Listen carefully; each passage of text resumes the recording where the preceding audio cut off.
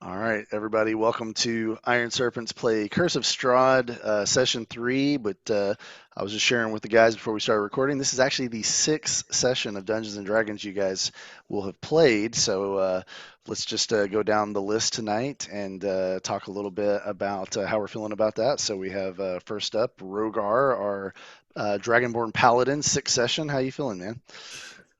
So far so good. I don't like the chances tonight, though. I'm not gonna lie. Uh, I don't think it's gonna turn out good for our hero of the story. Hero of this. Nice. Dr. Crawford, played by Zoc. How you feeling? I'm feeling good. Dr. Crawford is probably a little terrified right now since he's been trying to figure out what's going on. I think he has a better idea of what Strahd is capable of compared to most of the party, and not looking forward to the idea of confronting this guy. So we'll see how it goes. Our Vistani party member, Nico Tarada. How are we feeling about everything? Well, this is the first time he's ever seen anything like this. He is a jolly individual, and he's only really took the easy pass in life. So this hellish landscape of ghouls and demons has got him on his heels for sure. He feels like he's gotten into something he'll never get out of. Nice. And then our resident sorcerer, Disdain. How you feeling? Oh, I'm feeling like we need to be getting out of here. I don't want to be around this guy any longer than we have to be. Yep. So, of course, what the guys are all referring to is that last session we finished up a battle with I called her the Blood Bride, and she was a bit of a harrowing experience for you guys. You'd never had a battle quite like that before, where you had legendary resistances and special abilities and lair actions. The battle went very long, even for a D&D battle. Normally, you shouldn't expect a 3-hour battle, though they can happen. But there was a lot of great learning along the way, and I went back and watched it, and I thought you guys honestly did a fantastic job. It was a ton of fun to watch, but a long battle indeed. And but you finished it victoriously. You guys ended up going back through town, running into a guy. You basically ran into Olaf, the sausage maker. Had a little conversation with him, and after that, you ended up making your way to the chapel in Barovia. Inside the chapel, you met Father Donovich, who was, a. I'm realizing that little bleepy sound from the chat is going across the my sound card, so I need to shut it off. I just don't know how. On the settings, there's a master music volume. You can turn it right down. Oh, perfect. Okay, so I wonder if that'll just turn it off. Okay, great. So anyway, you ran into Father Donovich, and it looks like it might have worked. Yeah, it worked. So you guys ended up meeting Father Donovich, who was a cleric of the town, a servant of a god named Lathander. And the thing about this guy was, you could tell this guy at one time must have had great faith in this very faithless land, this very cursed land, kind of a bastion of hope maybe for people. But a terrible tragedy had befallen him. Do you guys remember what that was? His son had been bitten, and he was keeping him in the basement to try Yeah. and see if he could cure him and feed him. But he was feeding him animals from around, and Yeah, you met his son Doru in the basement, and Doru had taken part in the Mad Mage's rebellion all those years ago, or a year ago, and had returned to his father as a vampire spawn, and was pretty much night and day for the most part, like driving his father crazy, begging for more food. And what did you guys decide to do with poor Doru? Put him out of his misery. yeah, I think I personally walked up and went to go and do something, and he just grumbled like. He was very weak. He'd been living on like rat blood for the year, last year, and he just was not strong. And you were able to behead him, convince his father that that was the right thing to do, and then you guys headed outside. It was pounding rain, and suddenly a bolt of lightning hit the ground. You did a dexterity saving throw. The only one that passed it was Dr. Crawford, so you're sort of safely tucked back against the chapel door. but the rest of the party was flung different directions, took thunder damage, and where that strike hit the ground stood a very regal, noble-looking man, kind of half-elven in his lineage, almost looking, because of the pointed ears. And he had announced to you that he was none other than Strahd Von Zarovich, the Lord of the Land, and commanded you all to kneel. And that is where we will pick up tonight's session. So this man stands in front of the party, and right now, Dr. Crawford, you're sort of pulled back against the doorway, and I'm curious what your thoughts are right now, but I'm gonna come back to you in a second and ask that, so just be thinking of that. Disdain, you find yourself like flat out on the ground. Your face is almost in this wet grass of the graveyard surrounding the chapel. You push yourself up, and you see this man standing over you. Nico, you also have thrown kind of to the side, laying on your side, and you almost kind of have already halfway picked yourself up. You're almost already kind of on one knee, just not quite, because you're pushing yourself off the ground. And Rhogar, you tumbled, but almost immediately came back up to your feet with those sort of lizard-like reflexes, and you're pretty much standing on your feet. And Dr. Crawford, you see in front of you a man that you've seen his visage on the coins that you found. He matches the descriptions that you've heard, and you right now, you know you're looking at none other than Count Strahd Von Zarovich. So I'm just kind of curious what's running through your character's head right now. Crawford would be thinking back to all that they'd heard about this powerful mad mage that had tried to fight Strahd previously a year ago, and because of Crawford's academic background from Candlekeep, he knows what powerful mages are like. He couldn't have hoped to do anything against them at Candlekeep, and if this guy's worse than them, this is not somebody he wants to mess with. So if he tells Crawford to kneel, Crawford's kneeling. So okay. So Crawford takes a knee. Disdain, you sort of, wipe some of the grass off your face. You come up. You heard what he said. How does your character react? I look at how elegant he's dressed and seeing how clearly he has some position of power. I've not been as educated to look around, but as scenery to understand who he is. But there's also a sense of because with my arcane ability, I can kind of almost feel the power that's pulsing off him before I even try to sense anything. So I'm immediately falling to my knees as well. Okay. And you're no doubt about the sense of power surrounding him. And Domenico, what are you thinking? Okay, Nico's always analyzing his surroundings and everything, so he's got two hands on the ground, and he's gonna. Can I give you a perception roll? Because he's gonna notice something about the soil here. You certainly can. This whole thing's going to take about 6 seconds, but I like what you're going with it, so let's do it. So make a perception roll. Okay.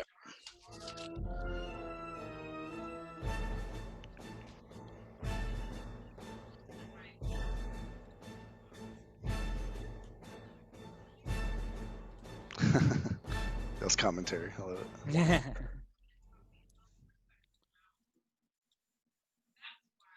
Okay. What was Can't that? give you much 8? of the name, Oh, God, yeah. that sucks. Okay, anyway, so Nico, he's weirded out for sure, and he sees what this guy's already done, and he knows just from the tales around the fire about this guy. So he's going to stay right where he's at on that one knee, and he's just going to look at him. Can I use an action now towards Rhogar? So if you can give me something that's less than 4 seconds. Yeah, I'm just going to shoot. Can I throw an evil eye at Rhogar? Because that's my racial. And from what I understand about evil eye, I can kind of imply a will upon them if they're taken with it. You not only can you, I'm going to give you inspiration because that is fucking brilliant. I'm like, bitch. Now's not the time. Okay, so you give him the stank eye, No, that's right. Evil eye, not stank eye. Okay, so let's walk me through how that ability works because I think it's basically a charm. It is. Well, it just says that I have the evil eye, and it basically lets me. Would I cast it with charisma at him, and he would have to save? Let me see. I've got your character sheet here, so let me take a hard look at it.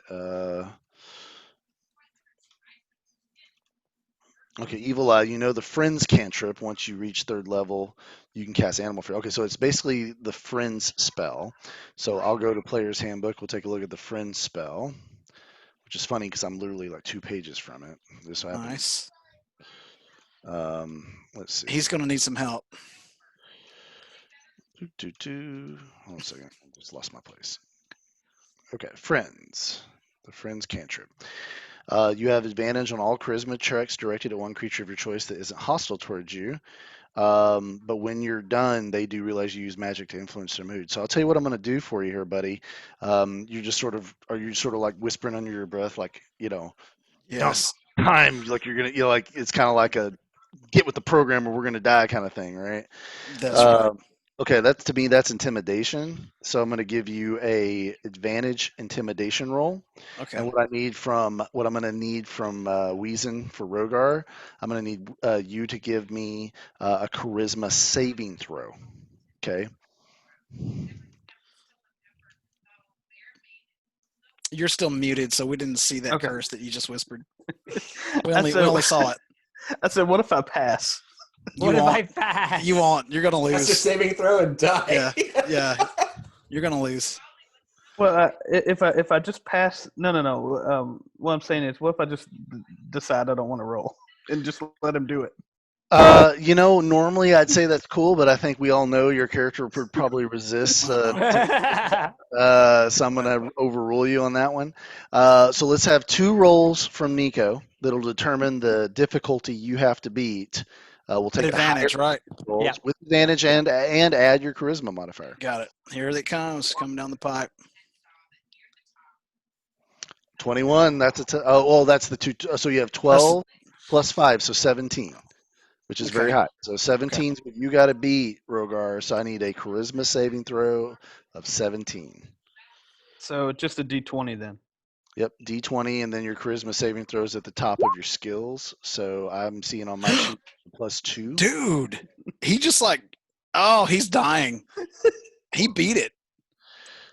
All right, so you have Nico, who's just like, not now, man, not now, and you could feel like maybe he's using a little bit of magic to try to push you on that, but those paladin instincts just take over, and you're like, I'm not going to let anyone control my mind, and you push him out, and it won't. You still have full control of your character. It doesn't mean you have to do the opposite of what he's suggesting. It simply means that what he was trying to control you to do, you pushed his magical attempt to control you back. Okay. And Gotcha. so now it's on you, bro, and you have Strahd, and he's which, by the way, Nico, did you go to a knee? I did, yeah. I stayed on the knee. Okay, Yeah. all right, cool. And so now, Rhogar, what do you do? Well, can I talk to the dude? Yeah. All right. So, so Rhogar wants to say, "Sir, I know I'm an outcast in this land, but I don't understand the kneeling. Why?" Give me a persuasion roll, my friend, Okay. and try to beat a 100.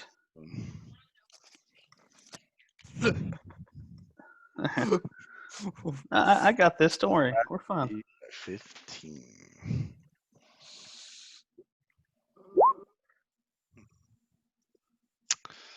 Yeah. Strahd says, ignorance of the law is no excuse to break the law. I am the lawful lord of Barovia. I have given you a command. You will follow it or face the consequences. All right. So Rhogar's gonna look at all of his comrades on a knee, and oh boy, I don't want to do it.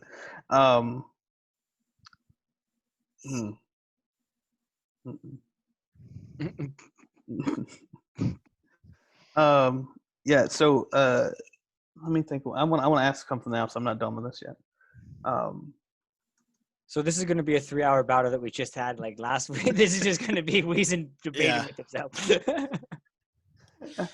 So can I ask? I said again, being a newcomer, I don't know what the rules are. So you're saying I have to kneel? What does that do? As a paladin and a follower of Hor, we don't kneel really for anything other than the god that we worship. Okay, so you're probing him, and this is a guy that's used to people doing what he says when he says it. So I'm going to ask you to roll an investigation roll because you're inquiring. You're using verbal techniques to try to dig information. Oh, we You don't got this. have that, so roll at Yeah. disadvantage. Yeah, we got this. It's gonna be fine. It's probably going to be fine. It's probably fine. It's probably fine. It's fine. So I got a 9 And a 12. plus whatever your intellect modifier is. And like apparently he's not real smart, so it's a -1. That's becoming apparent.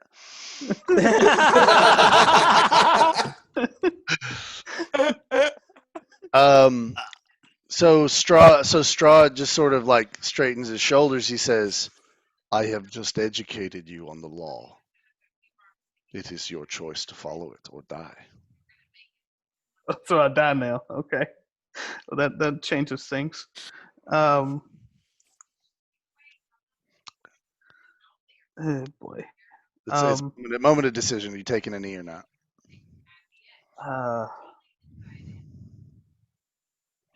Sure. I'm not happy about it, but okay. Okay. You take a knee, and Strahd actually sort of smiles. He says, "Rise, visitors." I oblige him. Yep. Yep, right away. He says, "I really didn't expect you to do that." It's great. It's great. And by the way, just a little side note. There's going to be some sessions that we call them railroad sessions, where like almost like because of like if you enter the dungeon of the goblins and you're trying to kill the last goblin at the end, like that adventure is going to be room to room to room. It's going to feel like you're on railroad kind of the whole time, and that can be really fun. There's going to be some adventures that are more sandboxy, meaning I, as the DM, don't 100% know what you guys are going to do, and so it's on me to try to be as ready as possible. I'm ready for anything you guys do. I may not be 100% ready with slides and all the media that associates with it. So what I want you guys to do is always do what your characters would do, always follow that stuff through. And I'm ready for it. But just so you guys know, this session tonight is probably going to be the more sandboxy of the sessions we've had so far. And so I may not have media to accompany everything we do. And that's when we enter what's called the theater of the mind, where I'll just do a little bit more description and stuff like that. And there may not be a slide on the screen as we're going through it. And that's more traditional D&D anyway. But That's anyway, totally understandable. And thank you for the work you put in for everything. Oh yeah, it's a labor of love, guys. So and you guys are doing a great job, by the way. You really I'm not happy about this. well. Let's think through it. Like your guy is not a fool. Like he understands. Like if he doesn't and he's going to die, that might be the one reason he would do it, right? But he wouldn't be happy about doing it, and that's fine.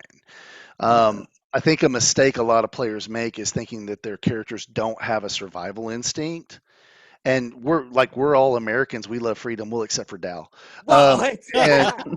And like, how many freedom-loving Americans to save their family would like kneel to Putin or something? Like, I hate to think of an example like that, but you know what I'm saying? Like in real life, you can have your principles until it's a moment of life or death, and that may change things. It may also change how you develop your character because he might now have something burning in him that's a vengeance that wasn't there before. Maybe now having his freedom taken away, there's a vengeance that's going to start burning in his heart towards the man that made him do that. That's up to you to decide and work through. But just because your character had to compromise on his morals doesn't mean that you didn't play your character right. Because in real life, guess what? We all compromise on our morals. Yeah, I'm feeling a little. I like this guy, so I don't want him to die. See, I'm sitting here trying to give you this like Oscar-worthy backstory reason why you do it, and you're just like, I like dragon paladins. I don't want to know something different. He's a paladin and he's a dragon. And a dragon. I mean, come on, kid. It's like Yeah, yeah, Like yeah. marshmallows and chocolate. Yeah, Anyway, let's go. Let's go with your way. Your way sounded all right. better. Go ahead. Thanks. So Strahd says, Your mic, Rocky, move it away a little bit. It's my mic moved away. yeah. Oh, it's just a little. You're It's good. echoing now. You're fine. Okay. Can you hear me? Okay. Yeah, Yep. it's good now. All right. Cool. All right. So Strahd, has all of you stand, and he takes a step forward. He says, "I have come to discuss business with you. If you will be so kind as to hear me out." Mm. And I'm gonna say, I am Nico Tirada at your service. I have Yeah. heard of you, Nico. I have spoken to some of your kin. They speak highly of you. Welcome I to wish I Barovia. could. I wish I could ask him a question, but I don't want to interrupt him. No, you can ask. Okay, I'm gonna ask him. So this king that you're speaking of, would you happen to know where we can find the Madam Eva? Because Mother Eva currently resides in her. Uh, I forgot the name what they call them. Taroka, not Taroka. No, that's Baroque. the reading. What do they call their collection? Yeah, I've got it right here. Carney tent. The Carney No, Carney it's not. City. It's not the Yes, official. Prastonata. No, that's not that. Anyway, okay, moving on. Carney tent. Yeah. Hold on. I'm a stickler for these kind of things. Strahd would be the person who would use the right word. Absolutely. Do, do, do. I didn't realize my guy was this dumb.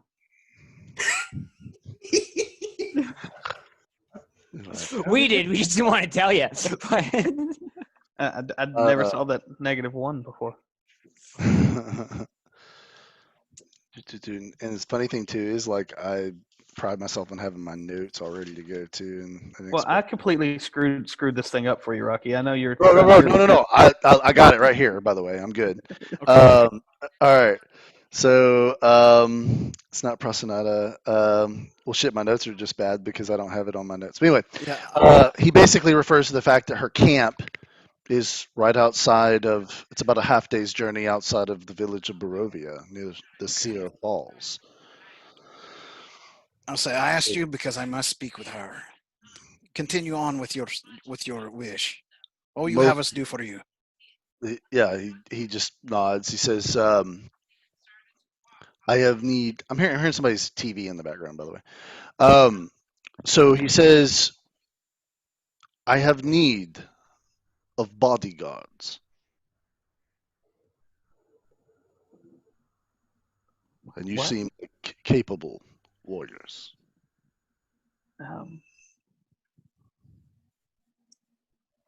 Why? Well, Rhogar's going to ask him why. Why would you be of need of a bodyguard?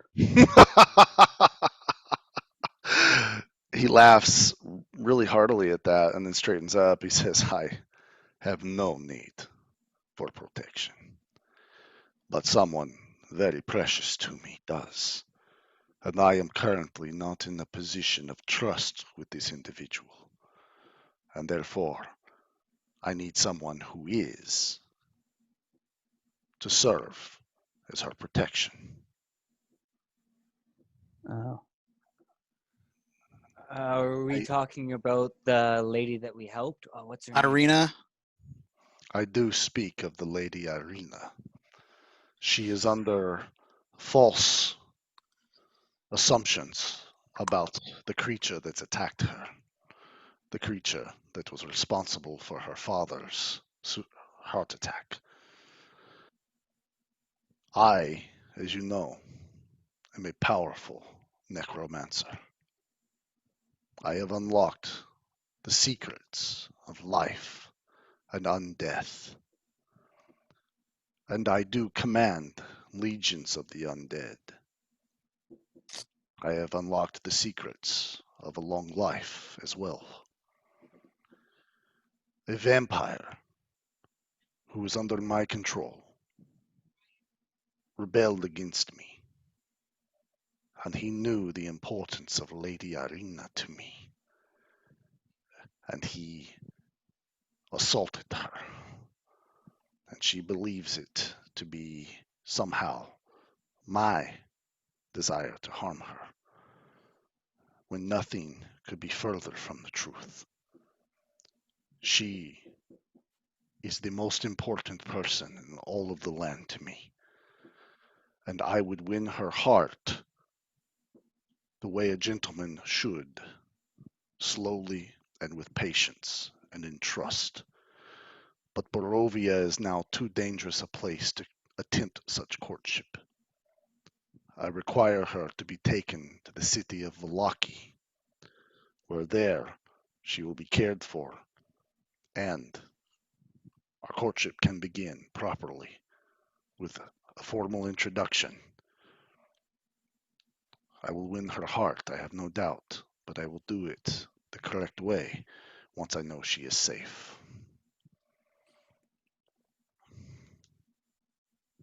Will you help me?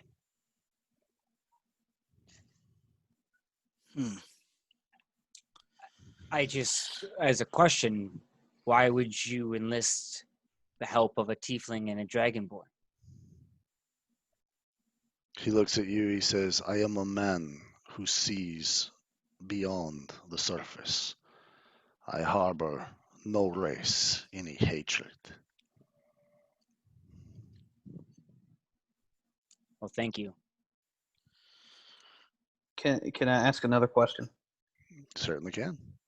Um, yeah, I'm fine to help, but your burgomaster, you got to tell him to not take our weapons again.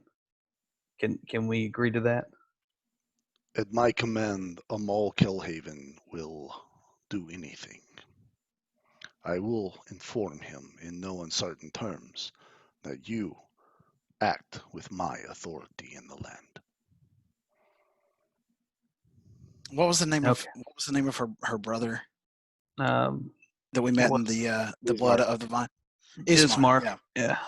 I want to say Lord Strahd, and what of Ismark? Shall we bring him as well?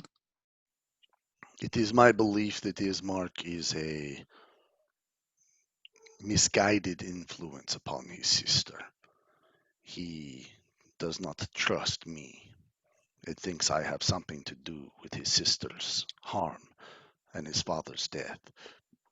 I believe that she would be distracted by his presence. Hmm. That's going to be a problem. Mm-hmm. I do wonder, though, if the burgomaster position were to be available to Ismark, his birthright. Perhaps he would stay in Barovia in order to protect its citizens, knowing that good friends such as you were protecting his sister on the road to Vallaki. I'm going to pop up and I say, now that is something I can work with. I wonder if your compatriots would be in support of such a strategy. Rhogar's gonna pop up and say, "Yeah, that burgomaster is a dick." So I like this guy a lot better. I can come to agree with you, Strahd, but I don't mean to make any deals with you. You are the Lord subservient of this area. But I would request if we can follow through, and maybe you could find us a way out of this to home, because you may be accepting of me and are my fellow, but the rest of your township is not. It is not going to be the friendliest eternity. My subjects are infected with a form of ignorance that is most difficult to eradicate. If you bring the Lady Irina safely to Vallaki, I will part the mist for you, and you may leave my lands. Or, if you choose to stay, you will enjoy a station of privilege from that day forth. Such as in my power to give, of course. I turn to the companions and say, "Well, guys, this sounds like it's our way out.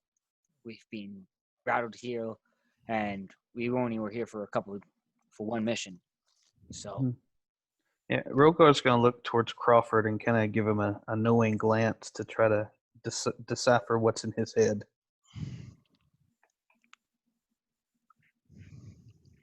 It's going to look like this.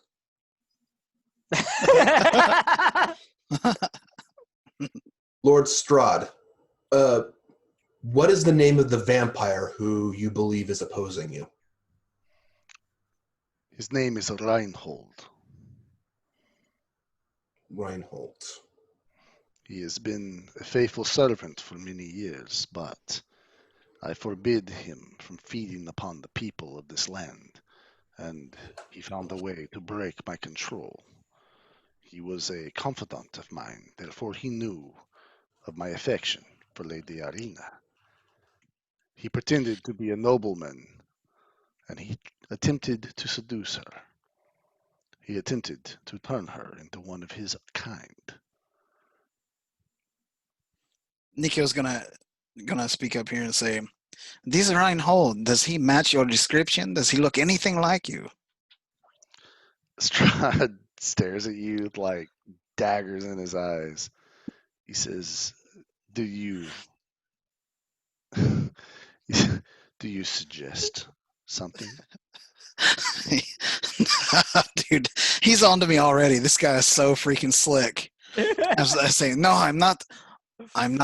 There is no implication. I am a little confused, however, because Irina, when we previously talked with her, as you know, she said that you came to her and bit her, I believe twice already. And so there was no mistake to her. You attacked her. So in the process of trying to describe why she needs to come with us, I need to describe how she needs not be afraid. Why? Buddy, I wish you had persuasion so bad. Give me I a persuasion should, dude. roll at disadvantage. That sucks, dude. This is your fault, Rocky. This is on you. This is on you. You'd be like, okay, so you say you want intimidation, but I think you're gonna want persuasion.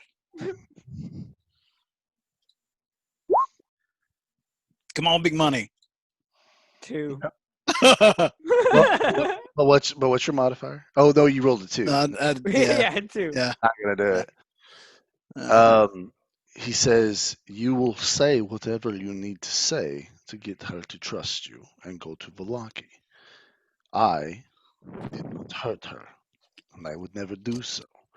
Reinhold is a skilled spellcaster. It would be nothing for him to disguise himself as me. She is confused." That works for me, Lord Strahd. And he has like laugh awkwardly. I'm going to. Dr. Crawford will turn to Rhogar and Disdain and ask them, "Gentlemen, you've been faithful companions to me so far to protect me and helped me search for my old colleague from Candlekeep. Do you wish to leave Baravia, or do you feel that you have business here in Baravia?" Barovia. Barovia, sorry. That's out of character flub, sorry. Strahd corrected the name of his town, the name of his country. Deals off. Man, I'm an outcast. I have no reason to be here. Do you want to be able to pass through the mist and return to the lands you came from? Yes. Disdain, what about you?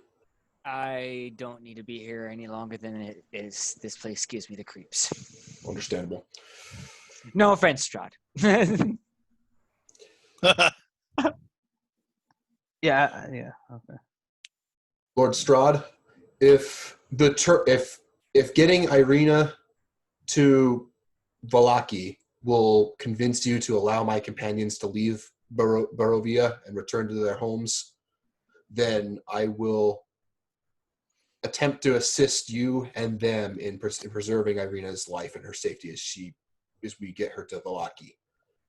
That said, if we can't convince Ismark to remain in the village of Barovia, is that a problem enough that you would not let them leave, or is that a tertiary bonus to you? Doctor, your reputation precedes you as a man of intellect. You have thought through the difficulties you may face in executing my will, and for that, I give you commendation. Can I I will say help one you. more thing too? Oh, sorry. Go ahead. I will help you. In the morning, the declaration will be given to the village that the Mall Kelhaven has fallen out of favor with me, and it is now my belief that Ismark Kolovich should be the burgomaster, and that the Mall must be assassinated, excuse me, executed. The reason this must be is because Amal is a stubborn man and a powerful warlock, mind you. He will not step aside even at my command. This is the position he has worked many years to attain. And I fear that he will kill Ismark at the first opportunity. And yet I do not believe Ismark will let his sister go if the city is not demanding his attention. So, in the morning, you will wake to this declaration. You will tell Ismark you will help him in solidifying his claim as burgomaster. When this matter is dealt with, he will give you his blessing to take his sister to Vallaki, where she will be safe, I assure you. There is a woman there. You must remember this. Her name is Lady Wachter. That's Wachter. She will protect Irina, and she will have a home in her manor, and she will make sure that when you leave her there, she is well taken care of. There is a man in Vallaki that you must avoid at all costs, and the Lady Irina is to not come in contact with him under any circumstance. His name is Lord Vasily. He is a rabble rouser.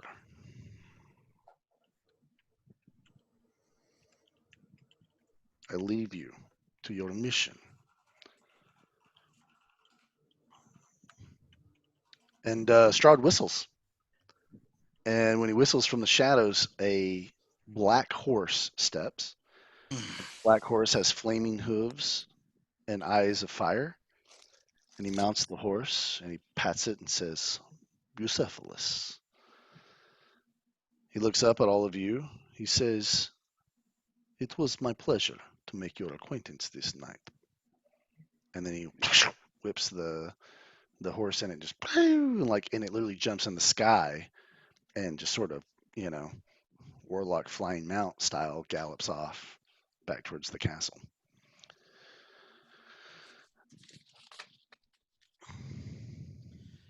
Bucephalus. He's a bad pony. So I was gonna ask Strahd if he could just like apologize for the lightning bolt because I was still kind of hurting, but he probably wouldn't have done it. Eat a sausage. Might not have gone. Eat a sausage. Well, what a guy. What a dick. He's All right. lying. He's lying.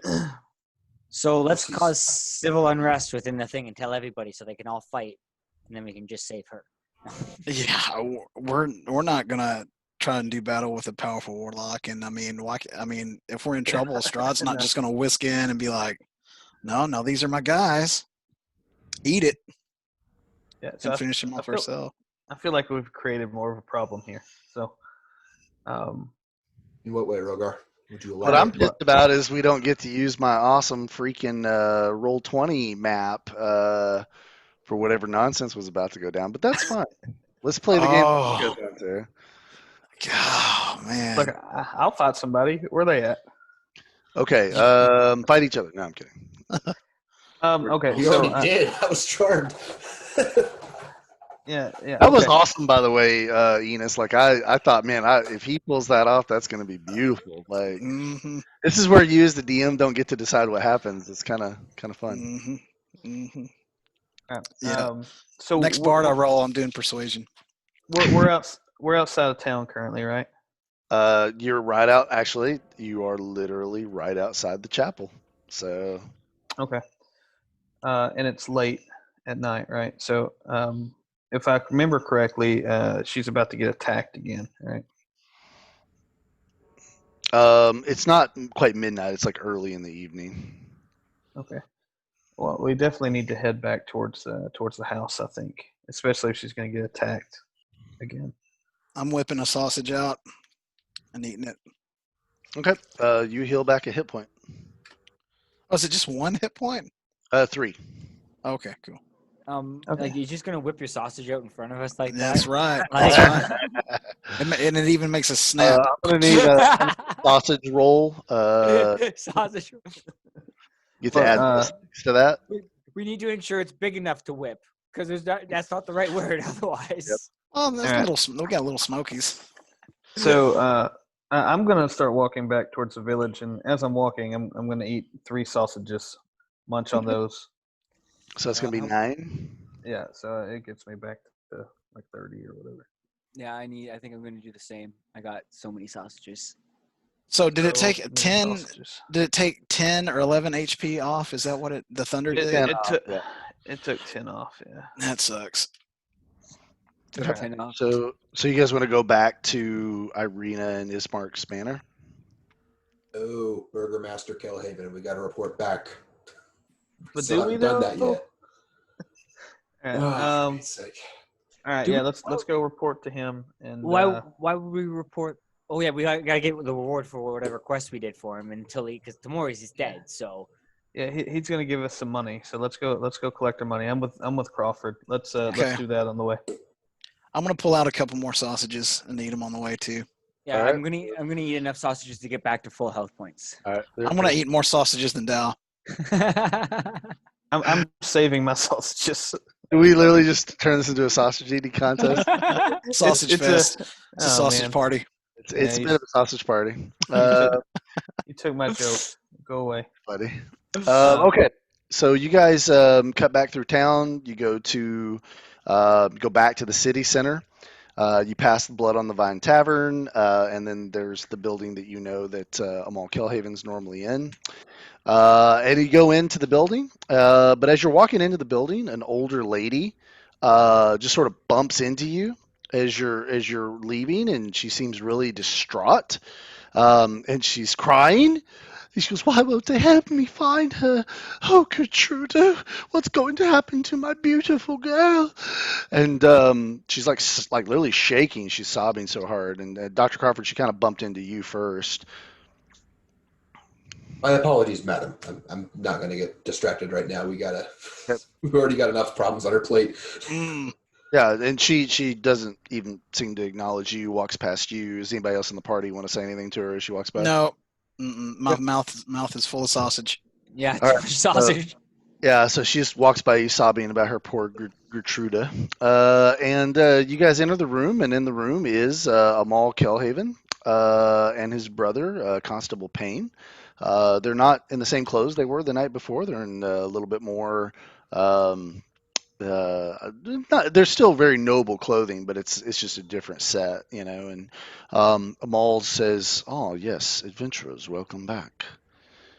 He says, "By the way, Constable Payne does not have a bird on his arm. That was just a cool picture, but I couldn't crop the bird out. Yeah, he's just sitting there with the falcon, like, hey guys. So Amal, It's like Amal me in real said- life. exactly, he's just walking around with a falcon at Walmart, you know. It's like, oh shit, I forgot the sugar, you know, go. So Amal says, you know, I have heard reports that the issue at the morgue was dealt with quite proficiently. I believe a congratulations is in order. He goes, please. He goes, come in, come in. I walk in and I just sit down, just casually. Okay. I sit down and I put my feet on the coffee table. I was gonna do that, but I thought it was too far. No, the Vistani would totally do that. That's very true. Crawford will come in, sit down. Not going to be rude, though. Just basic sitting. He says, my brother and I were about to end our duties for the day. Have a little drink. Would you care for anything? What's that? What's that really nice wine we've been chugging down? The last few- Chateau Le Stomp. Do you have any last Chateau Le Stomp?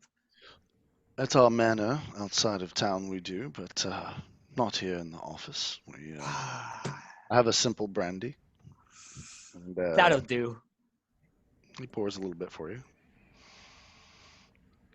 He says, so I must know what happened at the morgue. I want a full report. There was what appeared to be a bride who had turned into some sort of undead creature. She was resurrecting the bodies and turning them into other undead.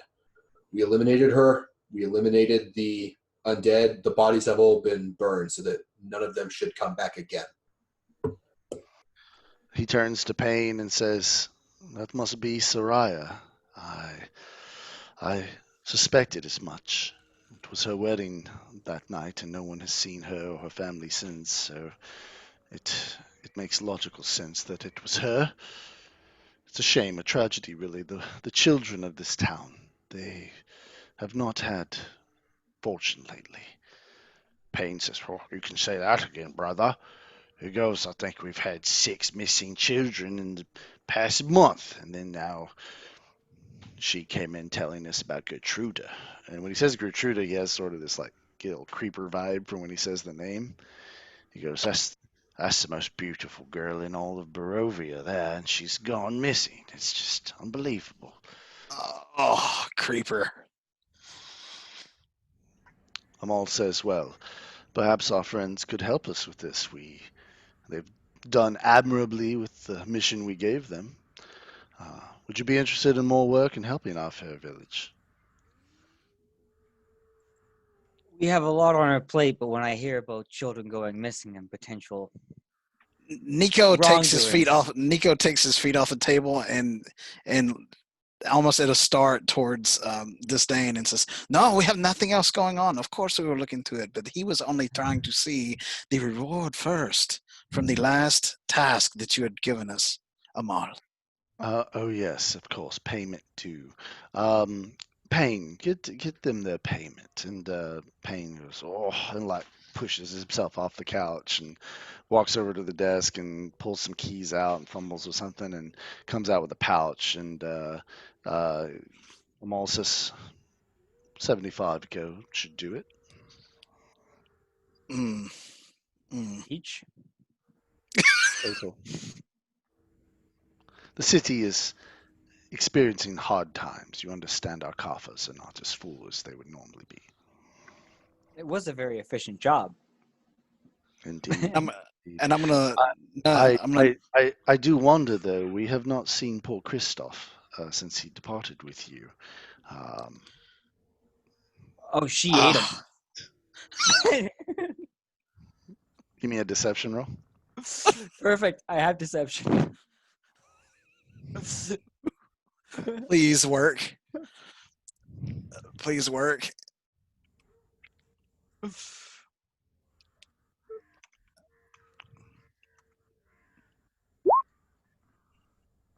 13. All right, I'm going to roll a perception roll.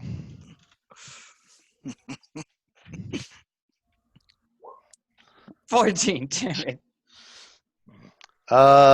He just nods while you say that, and then he gets a little sly smile on his face. He says, well, these missions can be quite dangerous. You must understand that when a soldier in service of the city guard dies in the line of duty, we do give their widow and orphans a small bit of compensation for their loss. And I thought it appropriate to take the 25 gold from your reward and give it to his family. I would say, oh, that's entirely appropriate, sir. Thank you. Thank you for your kindness to them. When I see them, perhaps I will play them a song as well. They might need that. I hear they are quite distraught.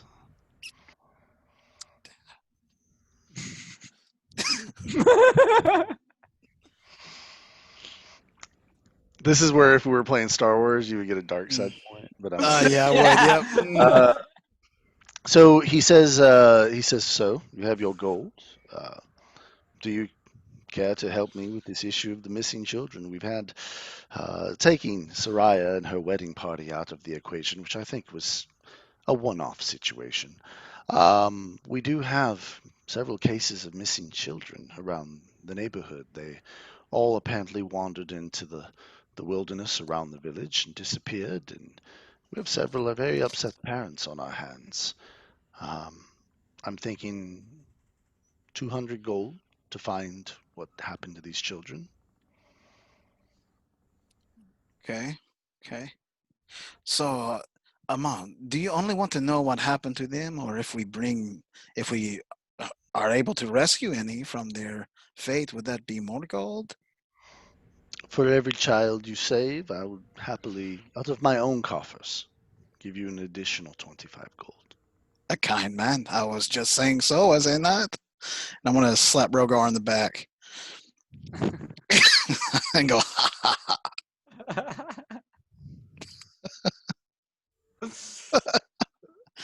Oh, you're still mad at me, Rhogar. I was trying to save your damn life. As a question, what if we find that some of these women that have gone missing happen to be from somebody in your own ranks? How would you deal with that? As the burgomaster, it would be my duty to make such a judgment. Your duty would be to bring me the facts. I want to know what happened to these children. They were wandering perhaps further from the village than they should. Barovia is not a safe land, but it is peculiar they have disappeared with no sign of struggle. Despite our best efforts, we cannot find them. I have tasked Follow, our village tracker and hunter, and he has not been able to find a single sign of what happened to these children.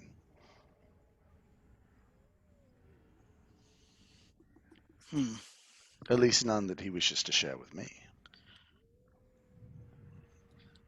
Guys, Gentlemen, we haven't really explored this place really. So I mean, they could be anywhere. We've only been to like 2 or 3 buildings. gentlemen, we were planning on traveling west soon.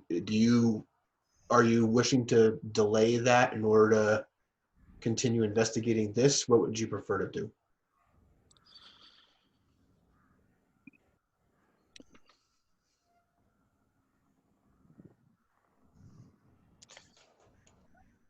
Um,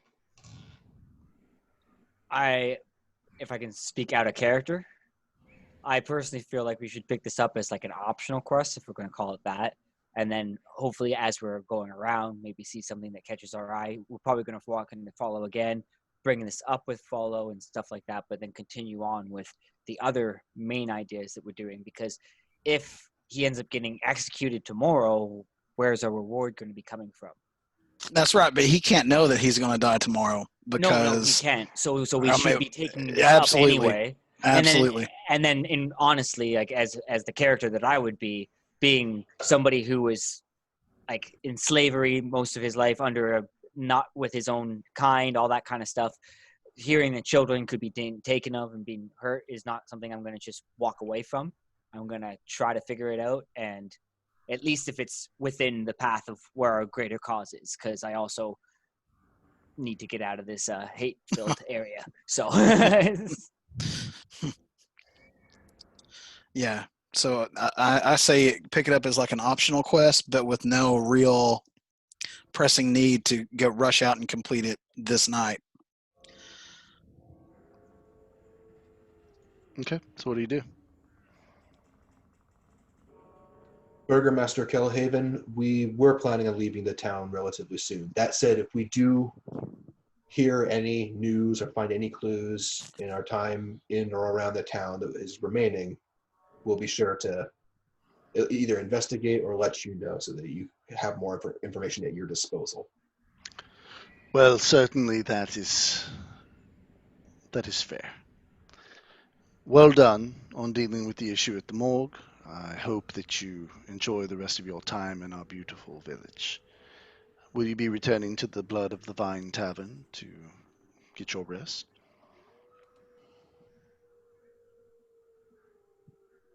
I don't believe so, no. I'm gonna look at him and say anything could happen in Barovia, right? Doctor, what do you mean? That is where your rooms are. So I have heard. Oh, this guy is trying my gangster. Okay, all right, we can do this. We only paid for last night.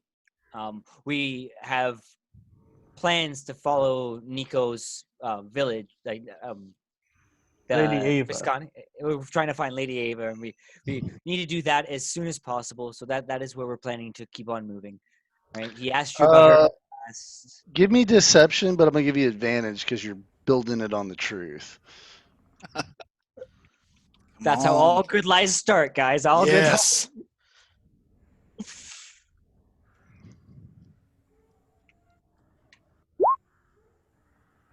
Damn it! Well, you get advantage, so it's with the 7. So I'm gonna roll his perception. You're bad at deception. No, I'm good at deception. I'm just bad at rolling. He says, "I do believe you intend to leave the village. I'm just confused because my sources have told me that Eric has promised you a room and seemed like he would accommodate you again. It is an inn. You certainly could just go there and pay for another night. It's certainly only my business in the most cursory of ways, but where are you going to stay tonight?" Can we pause and do I ask the guys saying, Yeah. do we lay down the law and say fuck off? Yes, I'm about to. We have Strahd's permission to do it, but how do we do it? That's the question, right? Because we don't need to just tell them, yes, fuck you, we got Strahd's permission because of this, blah blah blah. But no, we just say yeah, we're gonna stay there, and then we move on. But he's gonna follow us. Well, yeah, but we didn't say when we were gonna stay there.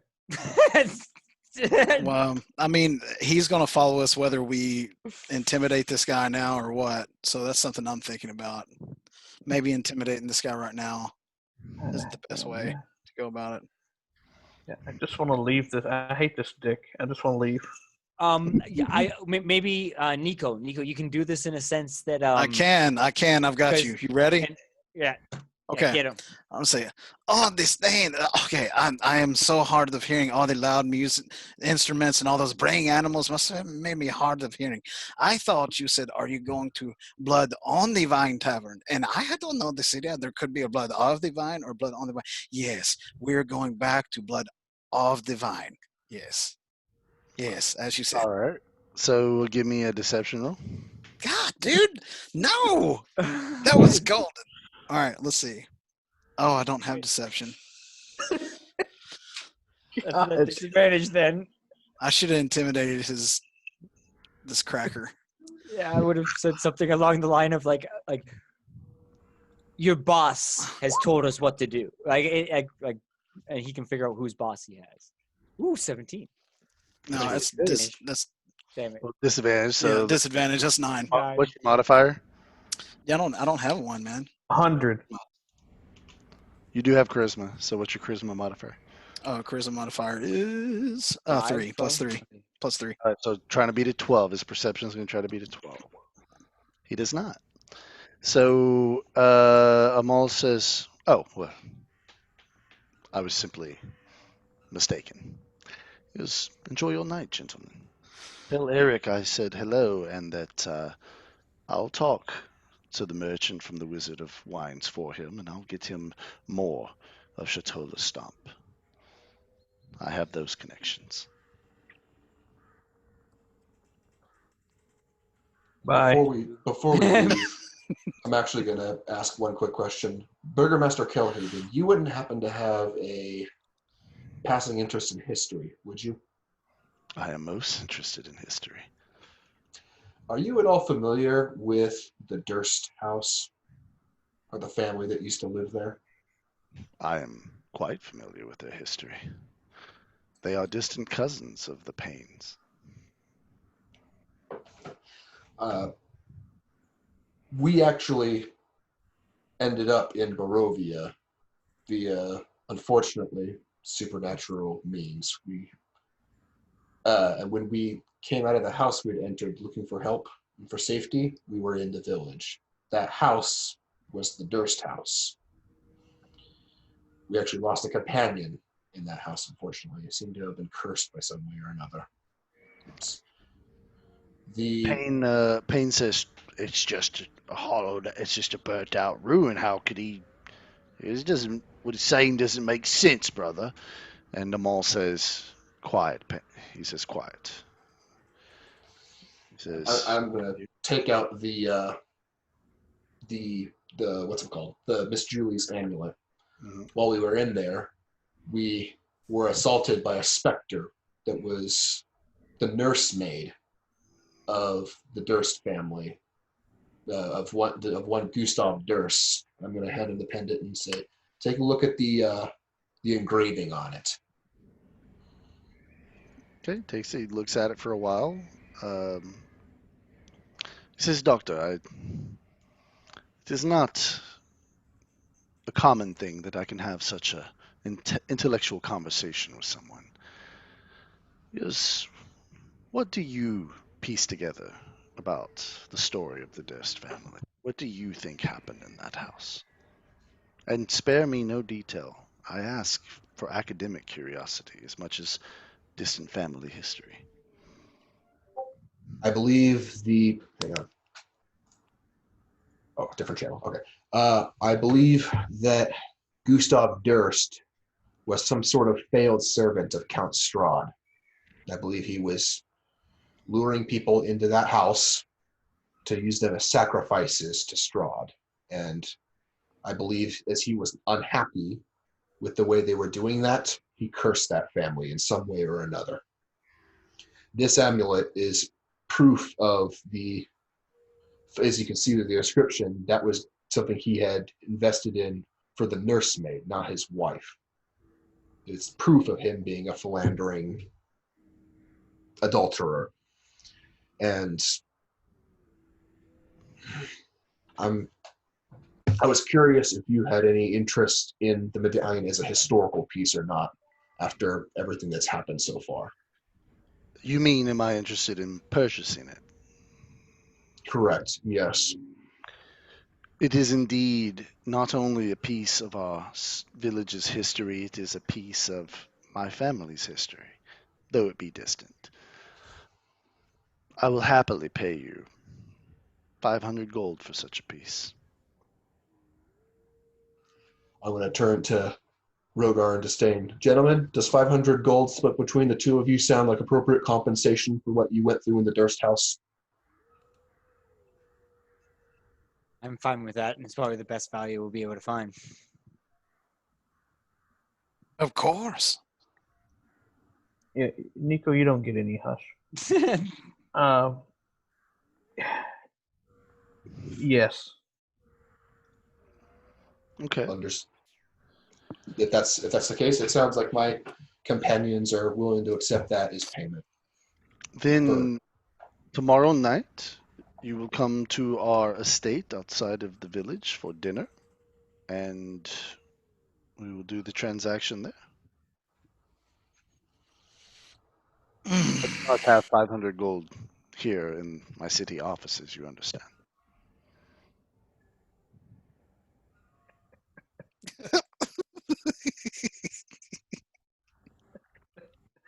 Okay, sure. I have a funny feeling we're gonna want to talk tomorrow night anyway.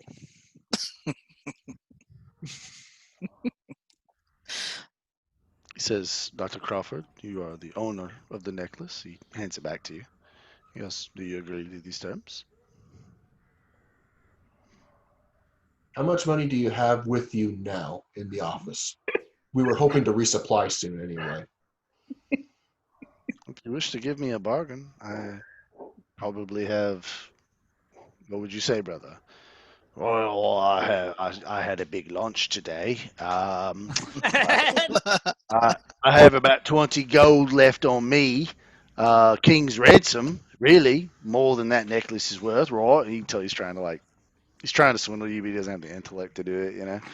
And his brother says, "Well, I do have this a ring. It did belong to my grandfather, but he had many rings, so this one is not so special. I believe it's worth 150 gold. It would appraise for around that. It's a small costume piece. 20 gold and 150 gold for the ring. 170 gold. If you wish to give me a bargain, if you're in such a hurry, I won't turn down such a deal. Just tell. We, we'd already been Um, offered 300 gold from Bill Drift, but he didn't have any sort of historical appreciation for the piece. So the only reason I asked is because I don't know if we're still going to be around tomorrow evening or not. could we Plans have could change, breakfast? but Could we have breakfast with you? Um, give me persuasion, buddy. I gotta love my dog. He just walked in. He's been at doggy daycare all day. Come here, buddy. Oh, who's a good boy? I want to show you the guys. Oh, that's my boy. Oh, who's the goodest boy? Who's a boy? oh. Who's a boy? Who's a boy? Who's a boy? Look at that chest. Look at that barrel chest, boy. Look at rub that chest. You get it, rub it, give me rub. Ears never go down. They actually molded his head for Baby Yoda and Mandalorian. Looks like it, dude. Looks like it, man. Oh, Dog. he's best. Best boy. So let's see what we got for that deception roll there. Alright. Excuse me, persuasion roll. So it looks like what we got. Oh, Disadvantage. Yeah.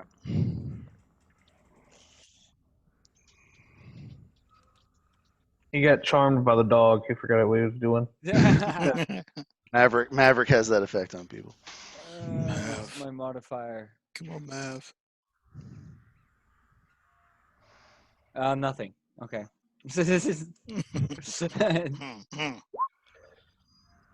Did you roll? Oh, there it is. Not bad. Not bad. Well, no, you gotta look. No, yeah, not bad on the roll. So 10 plus what's your modifier?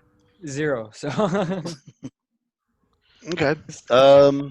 It was a nice grouping. Yeah, he says, I must get back to my duties as burgomaster first thing in the morning. I must insist it would be a dinner.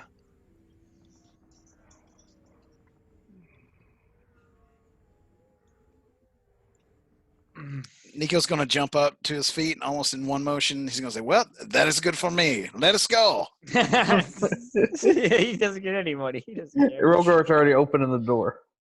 We look forward to dinner with you tomorrow night, and I will have your gold prepared. Okay.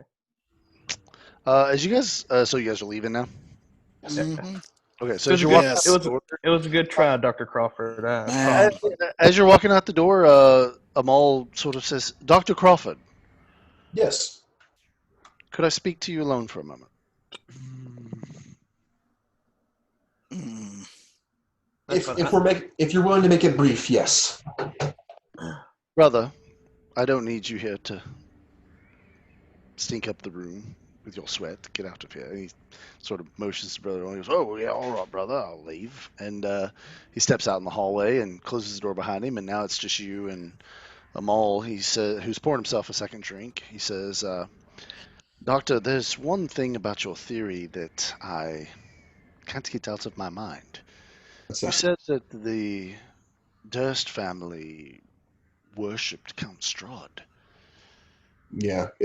Would you like further details about the spooky things we saw in the house? Perhaps dinner tomorrow you can elucidate your experience for me, but the one point I would like to ask about, the Durst family died by all accounts almost 300 years ago. Yes. How is it that Count Strahd would have been their lord? How indeed. Do you have any theories? He's significantly older than he lets on. And I'm going to do him a solid. I don't know if this is going to come back to bite me or not, but I'm going to take out the letter. This is something I found in the house that I was planning to keep, but I'm willing to let you read this. Take a look at the penmanship, and I'm going to hand him the letter that was sent from Strahd to Gustav Durst. Inspiration? Wow. And he takes the letter. He goes to the desk. He reaches into his drawer, pulls out a scroll, unfolds it, and after several moments of looking, says, "This is fascinating. It's true. Count Strahd Von Zarovich is over 500 years old." And he motions for you to come look at what he's looking at. Yeah, I oblige him.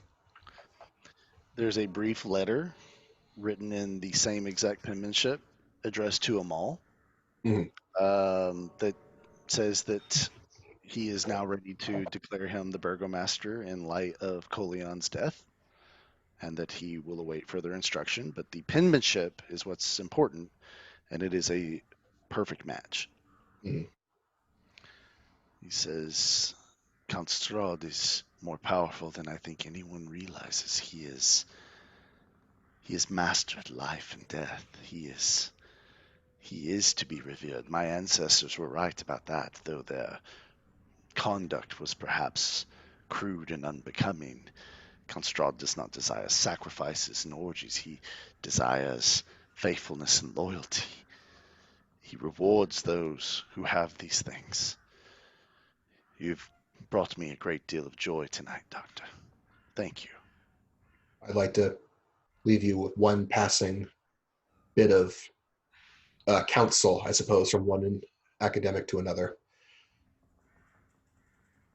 Strahd seems to punish those who serve him poorly.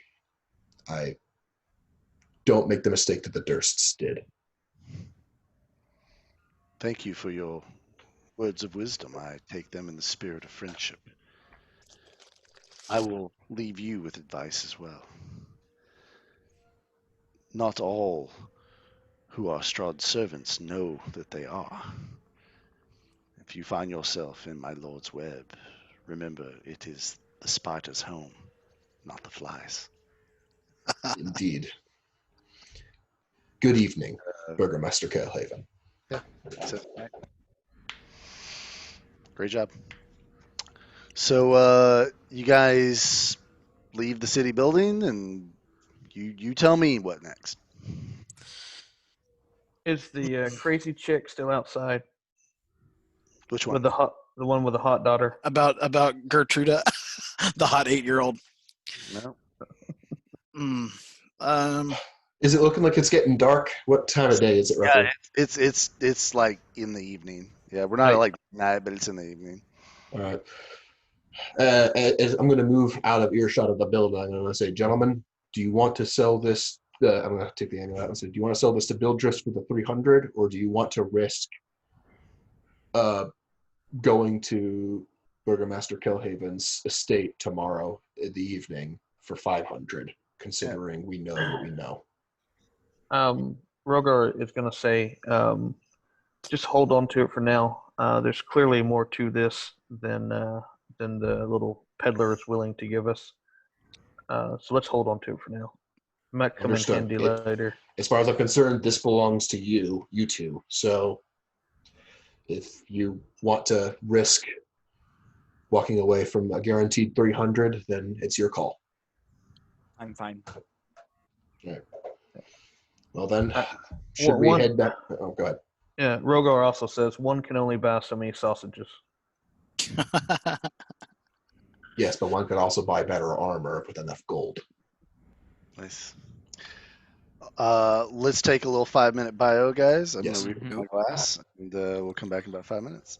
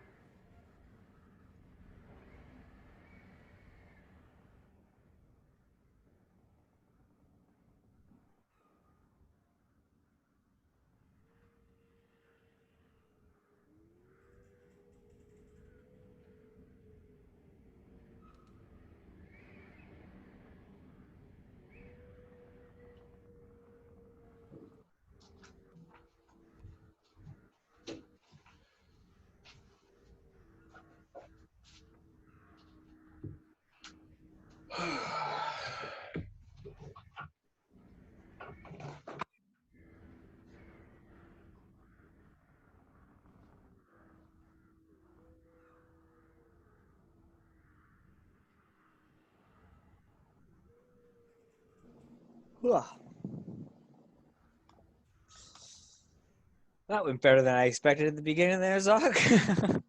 Yikes. Yeah, God, I wish I had taken deception on this freaking character. I have to watch everything I say like to the freaking letter to try to make sure that I'm not accidentally lying.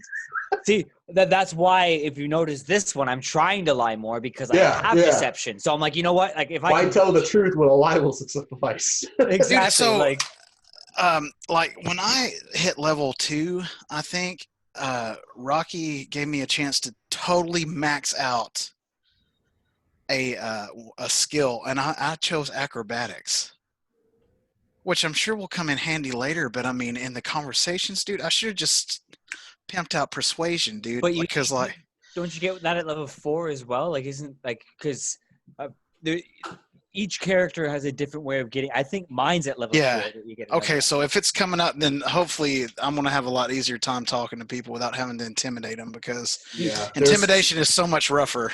There's You- two you- different ways to get new skills at level 4 for you. You can either take the feat skilled, which straight up just gives you 3 more proficiencies of your choice, Okay. or you can prodigy, which is a skill, I believe a tool set skill, a language, and then expertise in one skill of your choice. So if you want to like have say persuasion and intimidation, you could take prodigy. But if you want persuasion, intimidation, and deception, all 3, so you can just say whatever the heck you want, and it doesn't matter what classification it is because you've got all of them, you would go with skilled.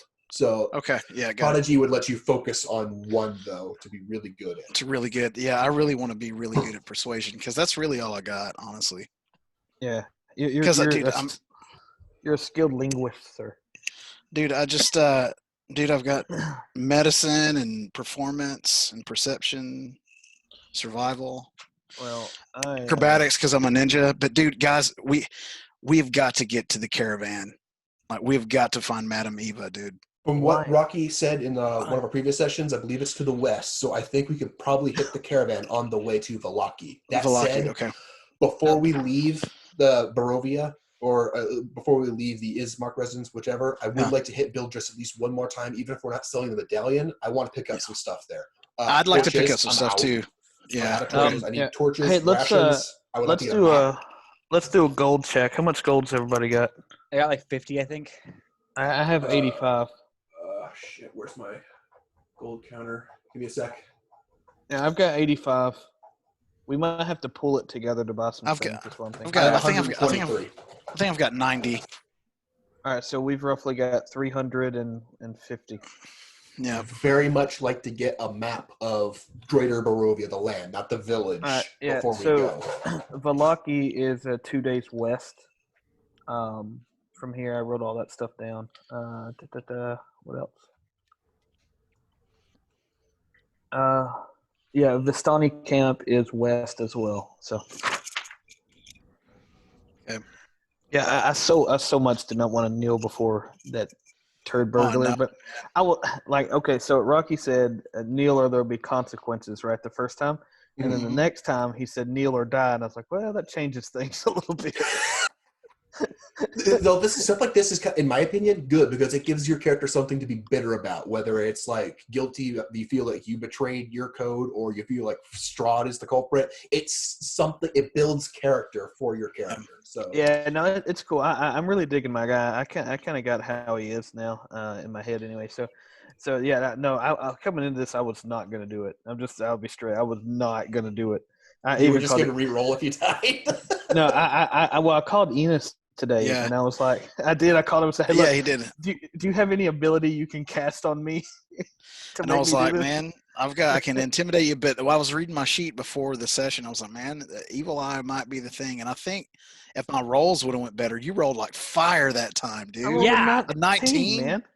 You Like, used it all. Where was that versus the ghouls? Yeah. No kidding, man.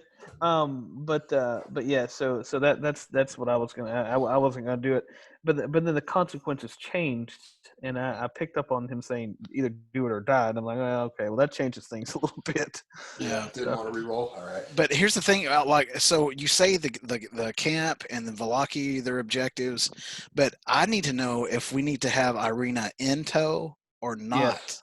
Yeah. Before we did. hit, before we hit that camp or Velaki, because Strahd is lying, dude. He is gonna kill this chick or No. do something. I truly think he's in love with her. I Yeah, think it's he just, is, but he's gonna turn her into Eternal Night like him, and I who don't cares? think she wants it.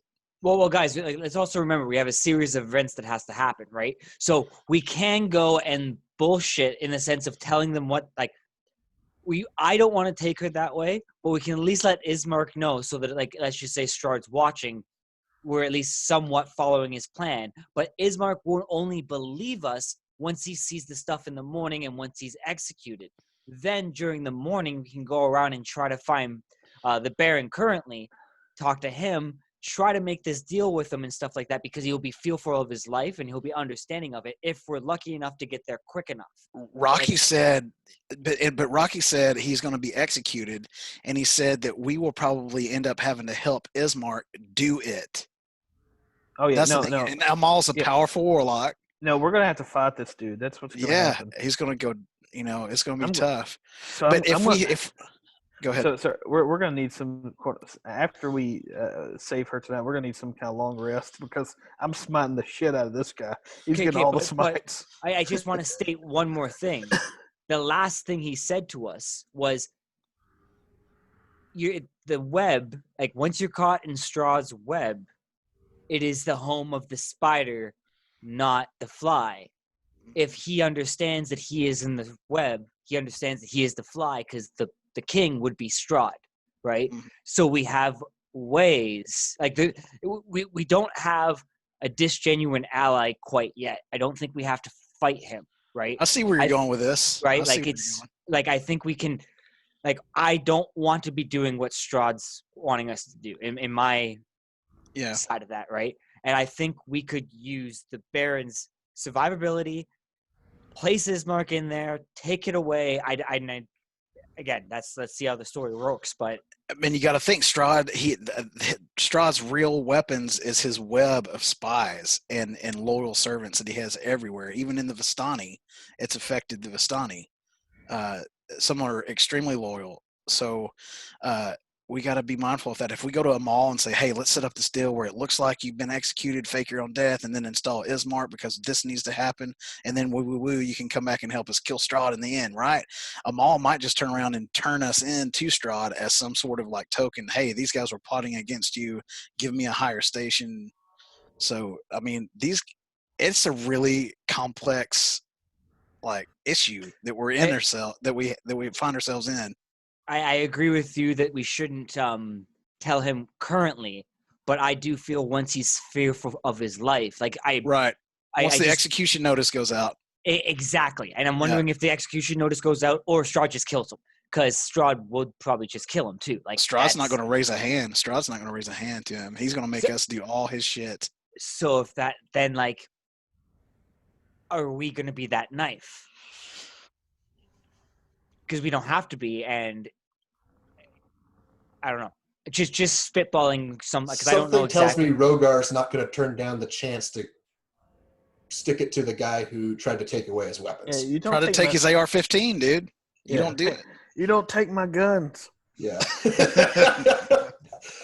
So, all right. Loving all this. I'm Woo, loving it. fireworks! Yay, fireworks! By the way, just a quick aside. I had to go out and beat a kid that was shooting fireworks because all my kids are asleep, so I had to go beat him. Nice.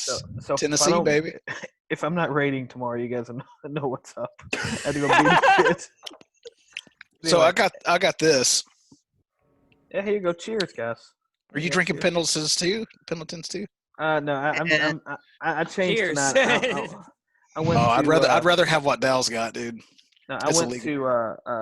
to the local. There's a. It's called Old Hickory Whiskey. It's from Hermitage. It's pretty good. There you go. Nice, Nice. man. I'm sipping it. I worked all day up until the moment to start prepping for tonight. I had prepped all the stuff on Sunday, but like setting the stuff up on the computer. My wife comes up, she goes, "Hey honey, I'm gonna go grocery store. You need anything?" I'm like, "No, I'm good." She left. She came back. As soon as she gets back, I go, "Whiskey." I should have said whiskey. I'm out of whiskey. Uh, It All was right. terrible. So, All right. so in order to make this a true thing, you're gonna have to send me what you guys are actually drinking, so we can all get the same thing. yep. Perfect. I will happily do that. Okay, so let's get back into it. So you guys walk outside the city building. You've had your conversation. Where are you going? What are you doing from here? All right. Wait, Doctor. Crawford, go. Okay, so we have a decision to make now because things may get hairy tomorrow, depending on how things go in the morning. Do you want to resupply at Bildris now before dark and just rush to Ismark's residence as soon as we can after we buy some things from Bildrith? Or do you want to head to Ismark's residence immediately?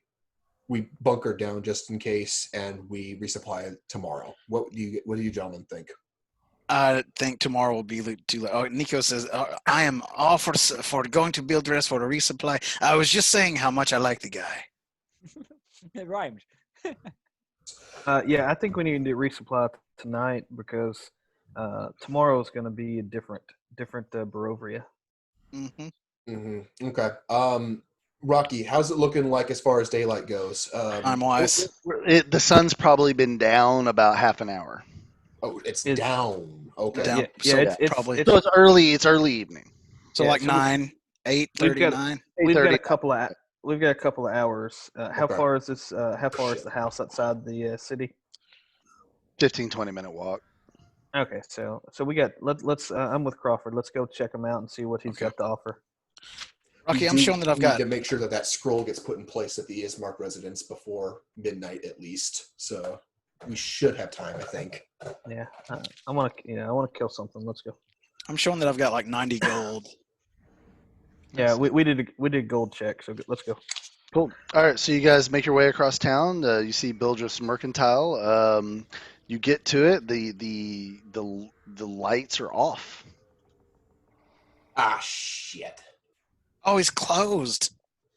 No, the I remember lights in going- the area above the shop are open or on, like coming down, but the lights in the shop itself are off. Well, let's knock on this door. I got a rock and I throw it at the glass. No, no, he doesn't. He doesn't do that. He's lying. So you knock on the door. Yeah. Actually, no. I'm just gonna open the door. It's a store. Let's just open No, it. And no, walk. Oh no. It's locked. Okay. okay, good. Nico is going to knock on the door. I'm going to use my knock. Your little song. Yeah. Well, So you- the knock, I think it's just an ability, right? Knock. Well, so remember I gave that ability to you because you learned. It's like a lockpick, man. That's what it is. Well, you learned Belfast's song. Oh, that's right. So Okay, when that's you right. play Yes, I that did. song, at the end of that song, knock is cast. So you have Sweet. to play like 30 seconds of this song, Okay. but yeah, then it'll cast knock. I'm just ripping it then. I'll start picking that song. This little halfling tune or whatever, and Yeah. all of a sudden you hear a little click sound and a little tingle of magic in the air, and the door just sort of swings open. I'm not going in first. First one through, I'm you get not shot. going in. I'm not that kind of rogue. Okay. I'm going to call out to upstairs. I'm going to say like, I'm sorry. What's the shopkeeper's name Bildreth. again? Bildreth, awaken! I was passing by your store and I noticed it was open. You must lock the door, man. This is Barovia. Anything can happen. What's what's going on? And this guy comes down. He's wearing long johns and he's got like a lantern in his hand, and he's he goes, Perry Whipple, you fool! You forgot to lock the door again. And I was like, Perry Whipple, you fool! You need to lock the door. And you hear this voice really close to you go, "I'm sorry, I thought I locked it." And you see that on the ground, like sleeping in like rags, is that huge dude, his nephew. He stands up. He goes, "It's the Vistana guy from before, Uncle." And so yeah, Bildrith comes down. The light kind of hits you. He says, "What are you doing here? We're closed." And I'll say, we were only passing by, and we noticed your shop door was wide open. I thought you would want to know. Give me a deception roll. All right. He's sleepy, Rockfist. Remember, he's very sleepy. Yeah, so he's got like a -4. I'll give you advantage because you use the spell to get in there. That's kind of Okay, so can I use my inspiration here on this one sure. before I roll? Yeah, so you have disadvantage because you don't have deception. Okay. So I'm giving you advantage, so it's a straight roll. Straight roll Now, D20. And you want to use an inspiration to make it 2 rolls? That's what you're saying? Right. Okay. Yep. So burn an inspiration, roll twice, and take the higher. Okay.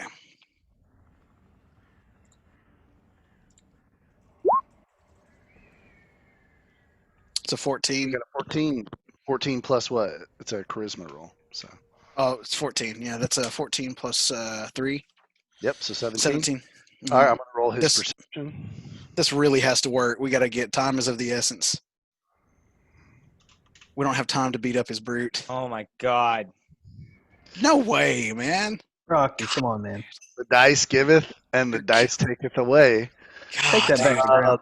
So he says, "That doesn't make any sense. I'm the one that locked the door tonight. I know that I locked the door tonight.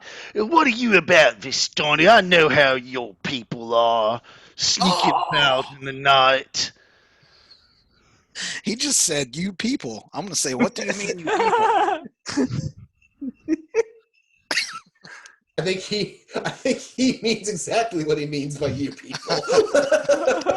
I'm going to say, Not woke. okay, yeah. So at this point, in well. order to diffuse the situation, I want to say, I have to apologize. We were beating on the door and it swung open. Maybe we beat harder than we should have.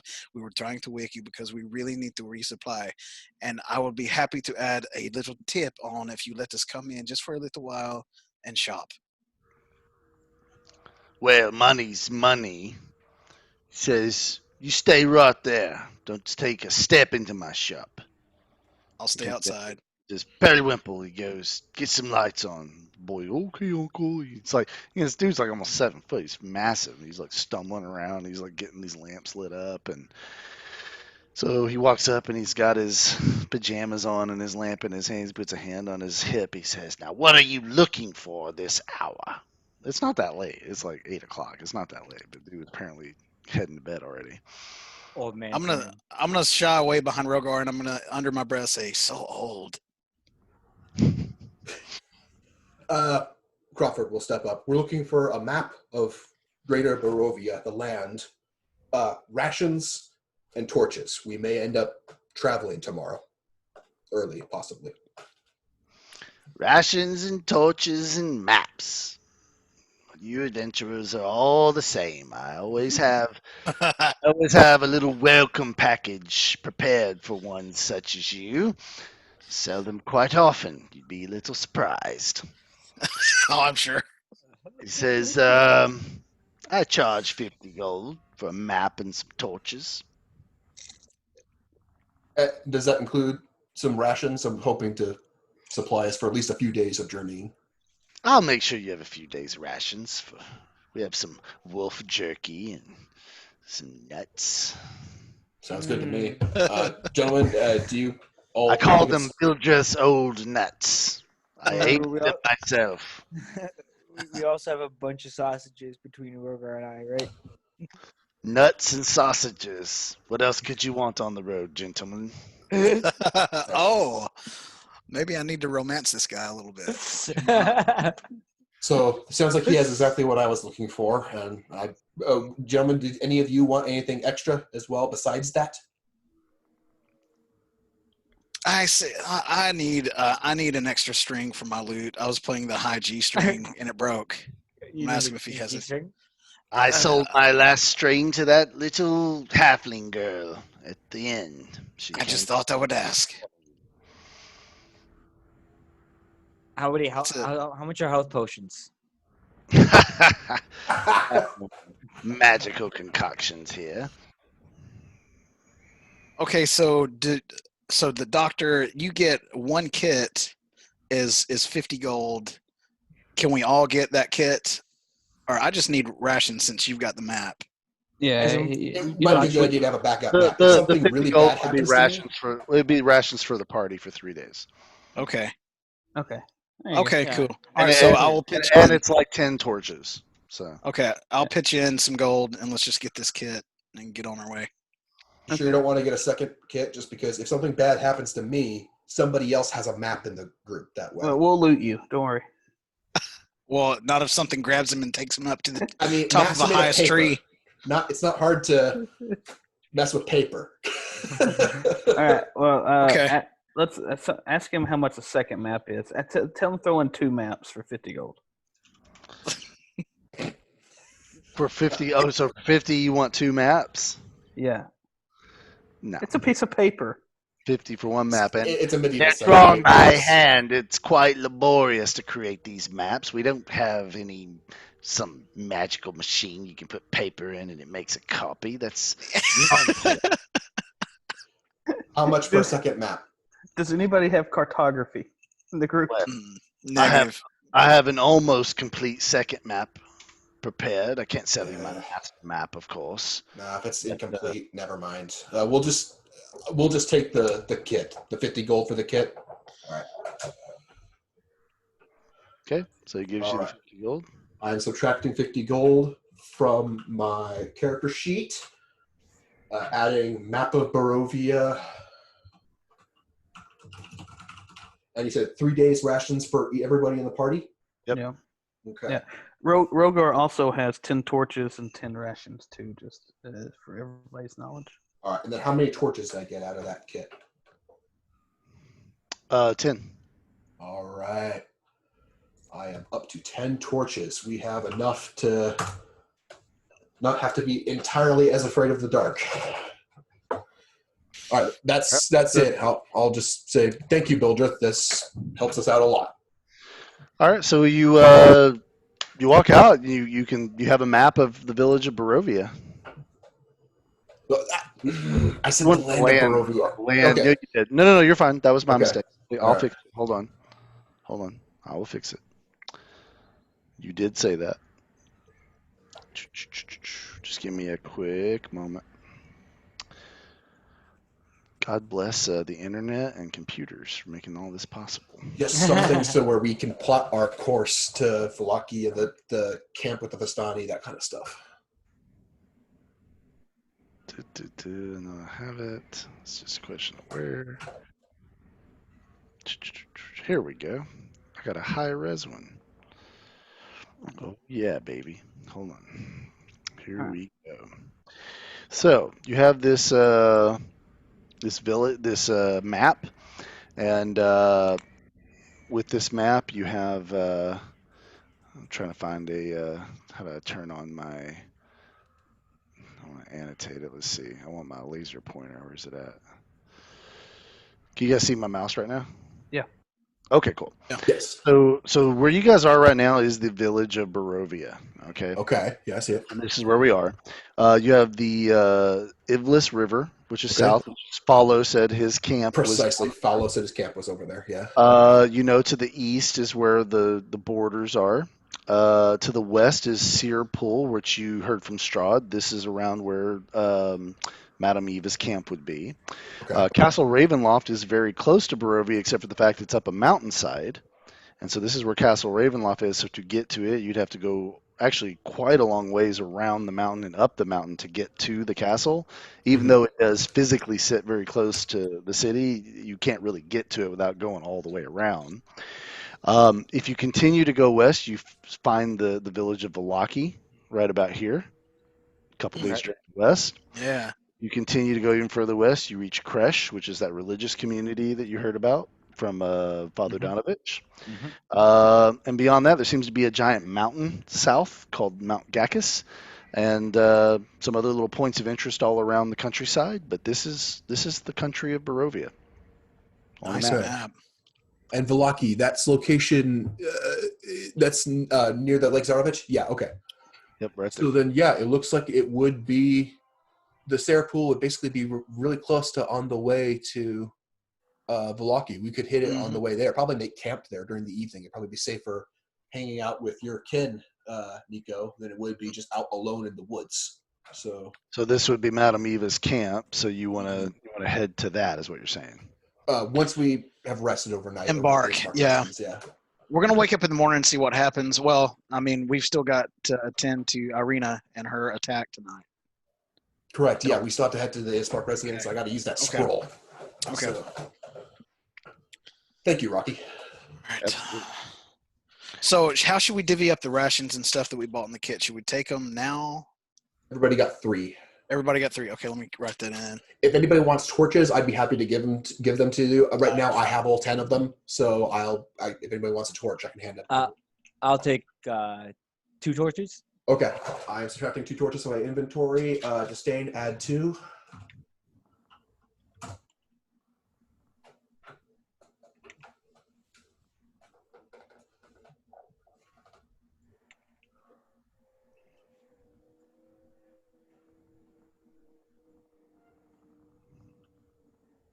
All right. So is everybody caught up on their items on their sheet? Yep, I'm Yes. good. I have 13 rations total now. I bought some initially when we first started this thing. So Okay. All right. Let's head to the Ismark residence then. Unless you guys have a better idea. Nope, I want to go kill some big ass dire wolves. Let's go. All right. Well. So go ahead. Go for it. If the cleric scroll works the way he said it was, I don't know if you're going to get a chance to tonight, Rhogar. We'll see. Vengeance. All right, let's go. Rocky, So go ahead. you guys make your way back across the village of Barovia. You find yourself at the familiar outskirts of where their manor is. I need everybody who has perception. Give me a perception roll. So that's going to be who do we got as perception? That's going to be Dr. Crawford and Rhogar. Try to beat a 13 with your perception rolls. Yeah, I've got a 2 to perception. I think. Is that what you show, Rocky? But you're not skilled at it. Got it. Cool. Got it. 24. You guys rolled very high. So there is a village militiaman who's following all of you. He's sort of trying to stay secret behind you, but he's dashing into alleyways and trying to stay out of sight of you guys. Yeah. I feel like we should use the intimidation of Nico. Yeah, I might do something like that. So the evil eye thing, it says that I could hold somebody, like hold them, and they can't move. Didn't you already burn it on Rhogar? So do I get that once per long rest? Is that what that is? Rest, yeah. Okay, cool. All right, so I'm just going to straight intimidate this dude, but I've got to be able to see him. Do I see him? Yeah. I do. Okay. So. Excuse me. Okay. All right. So I'm gonna see him, and I call out to him. I'm gonna say, "Who are you who is so anxious to meet his own death?" Do you need a roll? So give me a roll, intimidation. Okay.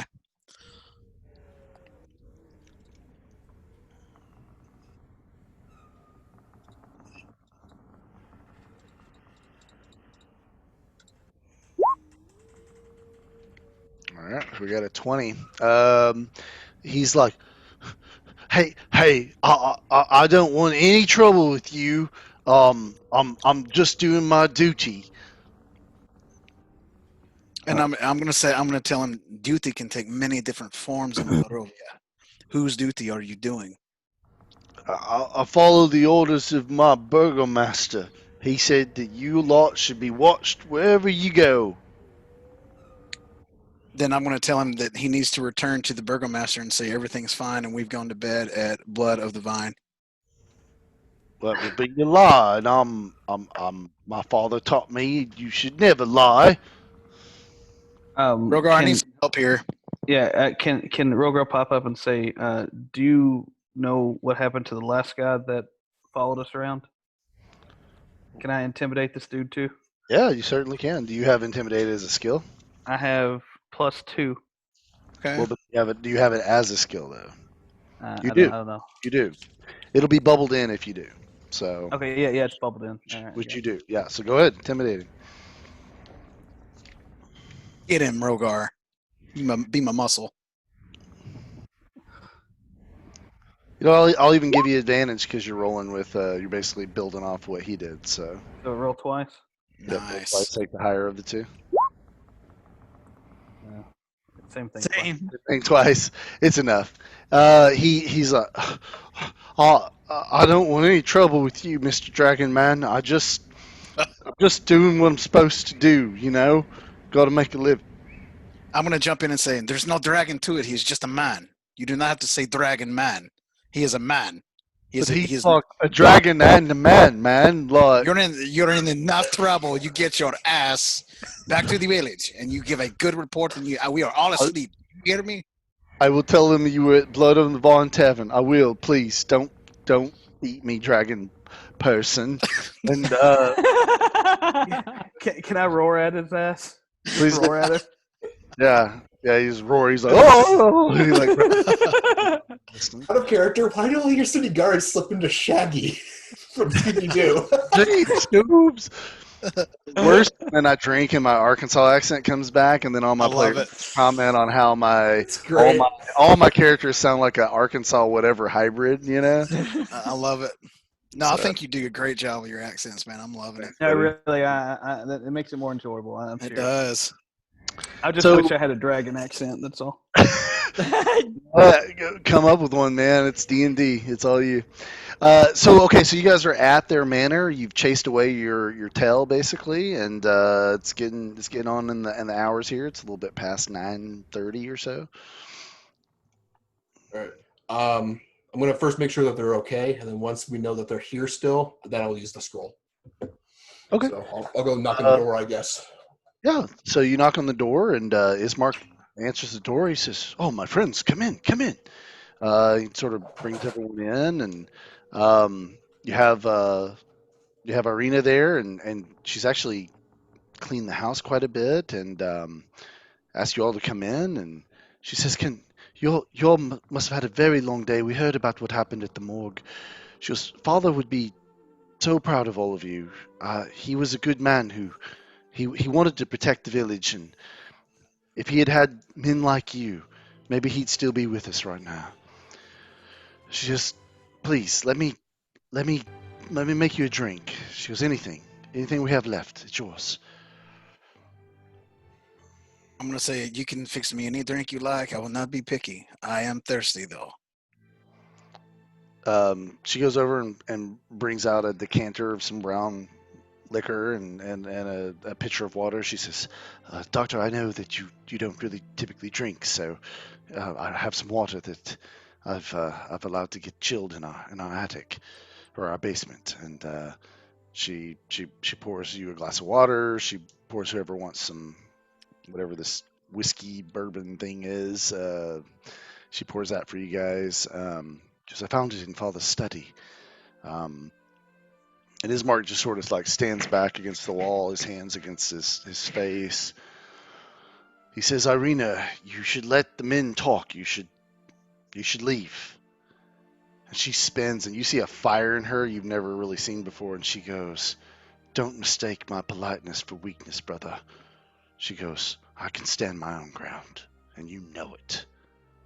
And you kind of see him go, "Ooh," kind of back off a little bit. And he goes, "Well, I won't argue with that, Irina." He says, "Did Father Donovich, did he agree? Will he come and consecrate Father?" He should, yes. Unless something waylays him, he should be here in the morning. He actually gave us this, and I'll pull out the scroll, to add to our protection of the house for the evening. Irina looks at it and says, "It's a prayer to the morning Lord. It's very powerful. It would have taken him a very long time to prepare a scroll like this. He must have done it before what happened to Doru happened. Because I'll read from it. I'll place the wards around the house right now. I And figure that'll be best for you, since you know more about the religion of the Morning Lord than we do. she does. She opens the scroll and she reads from it, and it's this very beautiful prayer. You don't understand the language, but you somehow imagery of light and life and rebirth. These sort of feelings sort of wash over all of you, and the house feels a little different when she's done. It feels a little bit more safe and secure, and the air seems a little less heavy. And you can't tell if it's just a trick of your mind or not, but you actually can see a little bit better, like almost like the shadows themselves in the house have lost a little bit of their strength. And she turns the scroll back to you and goes, "Oh, amazing! It's a miracle." And when she shows you the scroll, all the words are gone. She goes, "It's done." She goes, "I think our house is a little more protected tonight than it's been in previous nights." That's good news. Bismarck says, "Well, you don't want to leave the room, so you might as well step aside and listen. I have official city business to talk with them about. I heard from one of my informants in the guard that you dealt with Soraya and her wedding party. I heard from father before he died that undeath had infected her. Is this all true?" If Zoraya was the bride, then yes, she had reanimated and was reanimating the other bodies in the morgue. We've corrected the problem. The bodies have been cremated. There shouldn't be any further reanimations in that morgue. Well, then you truly are blessings to us. Thank you. It was father's last task, but he was too weakened by the attacks on our manor and his fear for Irina's safety. Such tragedy was too much for his heart to take, and that's what did him in the end.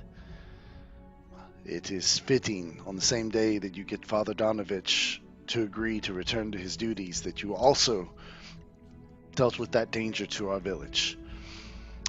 I'm not the burgomaster, but I hope the current one recognizes you for the heroes that you are.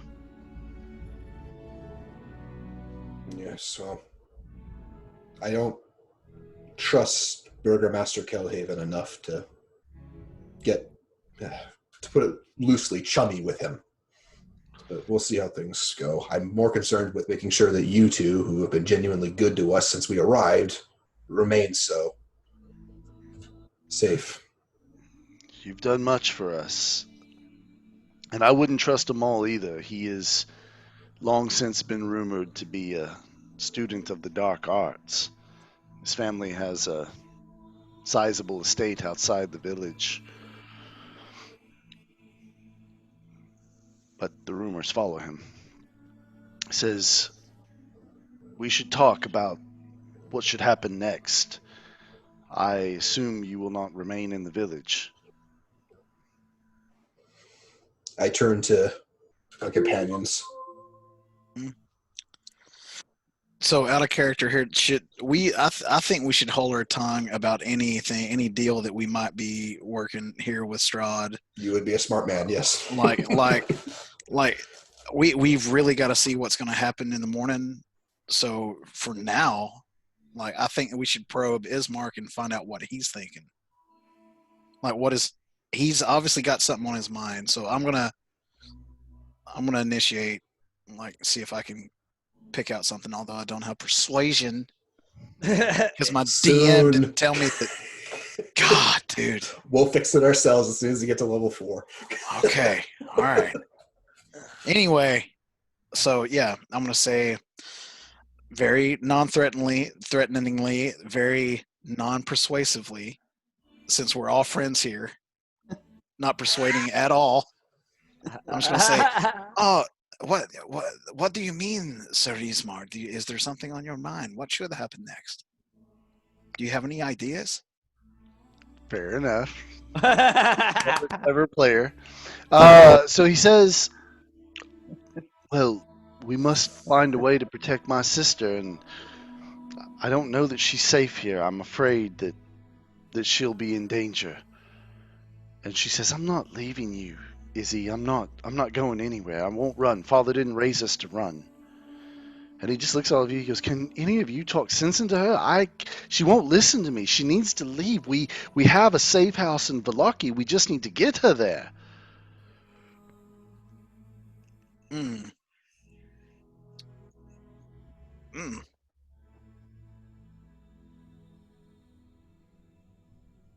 That's a little coincidental. You have a safe house in Vilaki. Go ahead. uh, who do you trust in Valaki? There's a man there who is organizing nobles across the 3 cities to stand against Strahd and his minions. And he has more than once struck a blow against Strahd. His name's Vasily. Hmm.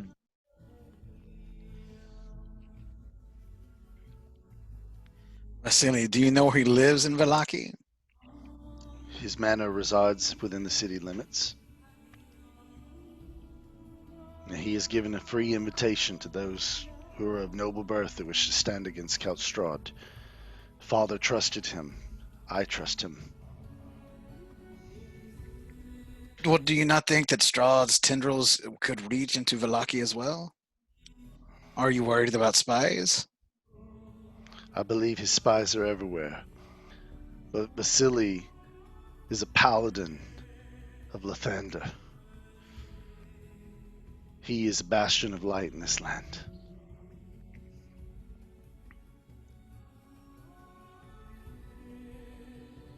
So, Ismar, if I hear you correctly, you would like us to take Irina to Valeki. Is this what you were asking us to do? Safely, yes. Oh, Protect. safely. There's no question. But anything can happen in Barovia. She says, "Izzy, I'm not going anywhere. I'm going to stay here with you until we get you back to where you need to be. Where Father wanted you to be."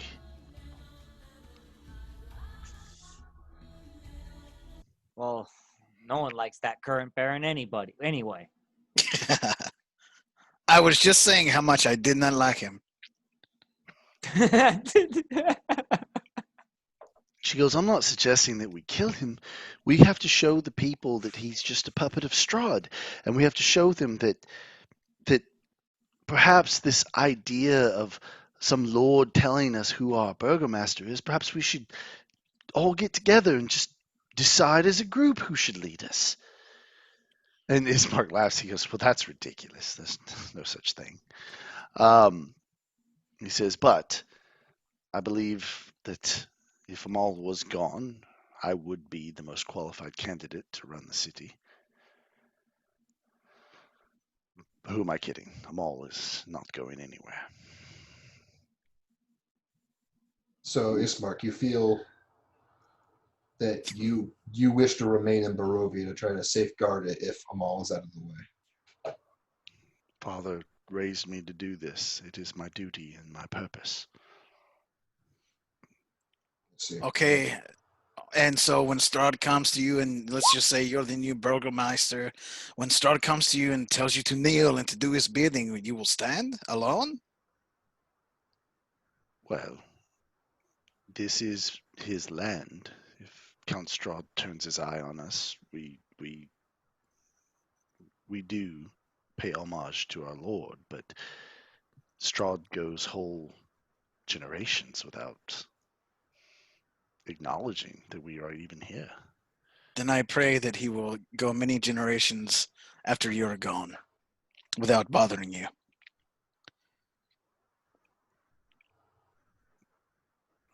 Yeah.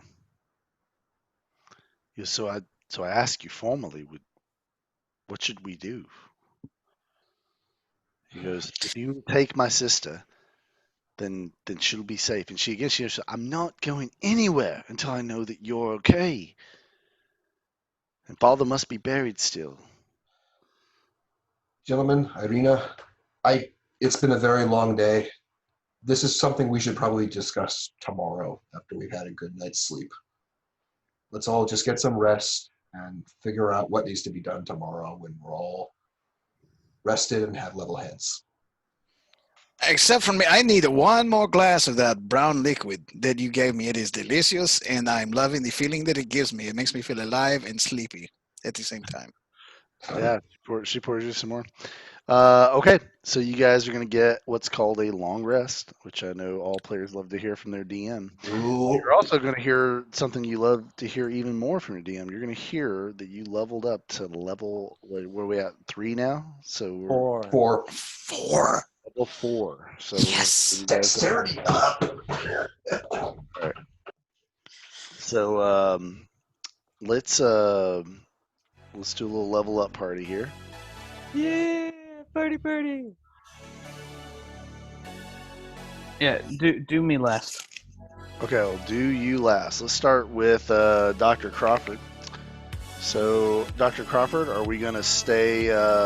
Rogue, yeah. I'm planning to stay rogue at least a level 6 to get those extra 2 expertises. So For some reason, oh, here we go. All right, we're gonna stay level 4.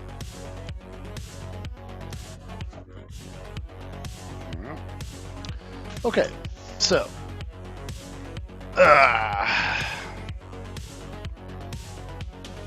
One second, let me pull it out. Is that music too loud? No, it's That's fine. perfect. And you have No, good it's fine. taste. Are you It's gonna keep recording? Or are you gonna pause that for now? I'm gonna keep recording. I can edit it out later. Okay. Okay, so let's go to Rogue level 4.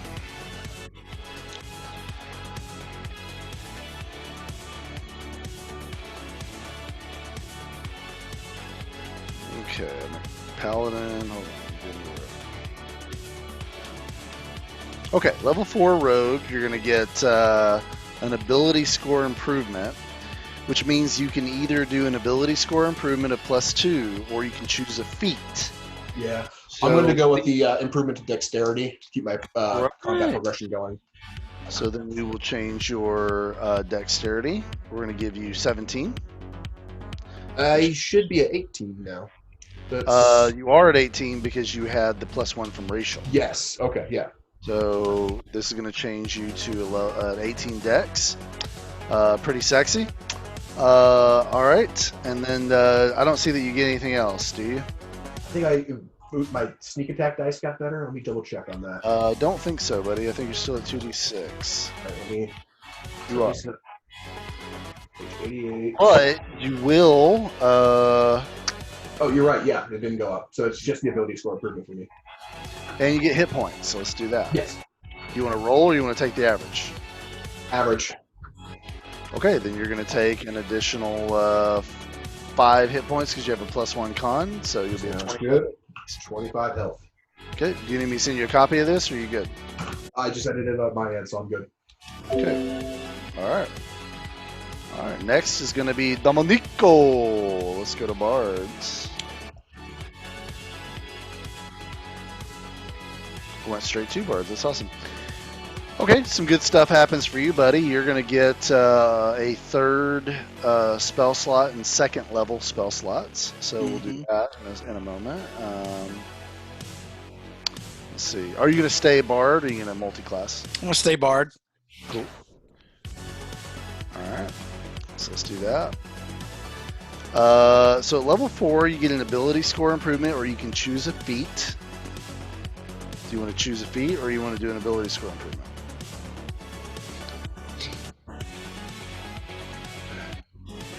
Now I'm gonna tempt you with something. Okay. There is an ability that humans can pick called Prodigy. Okay. And it's in Xanathar's guide. It's a feat. Okay. So you give up getting an ability score improvement. You can choose a skill. Not only get skilled at it, but get expert at it. I'm doing that. I'm doing that right now. Okay. Yeah. I wonder what skill you're gonna pick. Let me get a history for 200, Alex. You son right. of a bitch. Oh, it's so good. No, All right. dude, it's persuasion, baby. Come on, Okay. load me up. So, hold on a second. I'm going to tell you what this does. Let me find it. Okay. Prodigy. You have a knack for learning new things. You gain the following benefits: one proficiency skill of your choice, one tool of your choice, and one fluency in a language of your choice. And you choose a skill that you have proficiency in and become expert in it, which lets you double your proficiency bonus. Okay? So you can. So by choosing persuasion, you now have persuasion. Mhm. Now you tell me which one you want expertise in, which is going to double your proficiency bonus. So another +2. I assume that's persuasion, or do you That's want going one? to be persuasion. That's how I play the game and this Okay. character. I mean, I persuade all the time. Woo, You 7. also pick up another language. So what language you want to pick up? So I'm between whichever dark demonic language is going on, so I can be aware of what somebody might be talking shit Uh, or so the Morning Infernal Lord. is- Do we know? So celestial is the language of angels and light beings of light. Infernal is the language of like devils and hell, and then demonic is the language of demons who are from the abyss. Let's do celestial on that Okay. because I think Morning Lord's going to play a pretty big part in this Okay. story. You That also seems to be the dominant religion so far, yeah. you also get a tool. So this could be carpentry tools. This could be alchemy. This could be brewing. This could be there's several tools. We can do it later. I can just put tool for now, and you can look at it in Xanathar's this next week. That's fine. Okay, do it. Choose later. Okay. Yep. Okay. So you got the skill, you got the expertise, you got the language, you got the tool. Okay, that's Prodigy. So I'm going to give that to you down yonder. 1 second. Make sure it's on your sheet.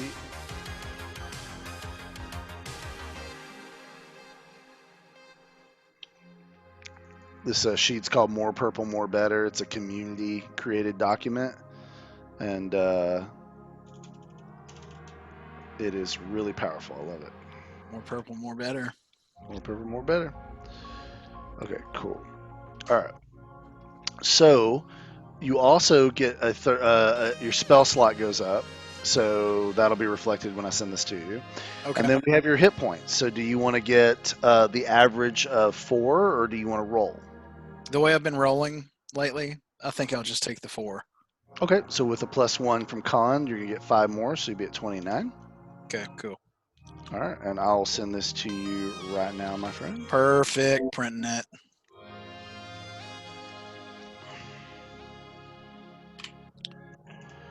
Love this music, dude.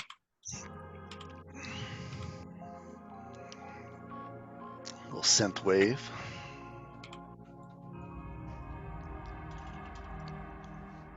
Okay. Level 4 will be the topic.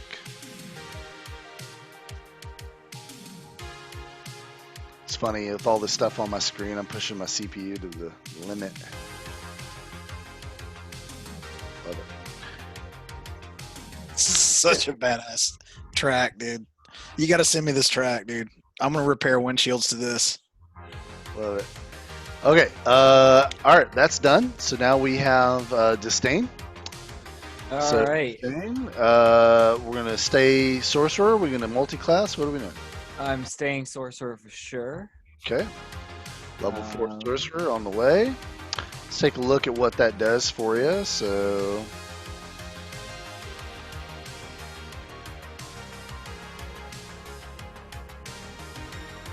just looking it up on my little handbook here. Yeah, I'm trying to. I was in the middle of doing it, and then it messed up, so I need to close it and reopen it. All good. 'Cause I was looking at the feats, because I think I'm going to take a. I'm debating whether I should take a feat or take a charisma point, because a charisma point would be great for just doing more damage generally and being able to have that. Yep. But some of these Well- feats are pretty dope. You also gained a spell. You gained a spell and a spell slot. So, and you got an ability score improvement and a sorcery point. Okay. Sweet. So you have 4 sorcery points now. You have the choice on an ability score or a feat. and then you have to choose a new spell because you got a new spell and a new spell slot for the second level spell slot. So, All right. since it's easy, let's just do your hit points. Do you want to roll, or you want to take the average of 3? I'll roll. Okay. So that's 1d6 plus 1. So what is that?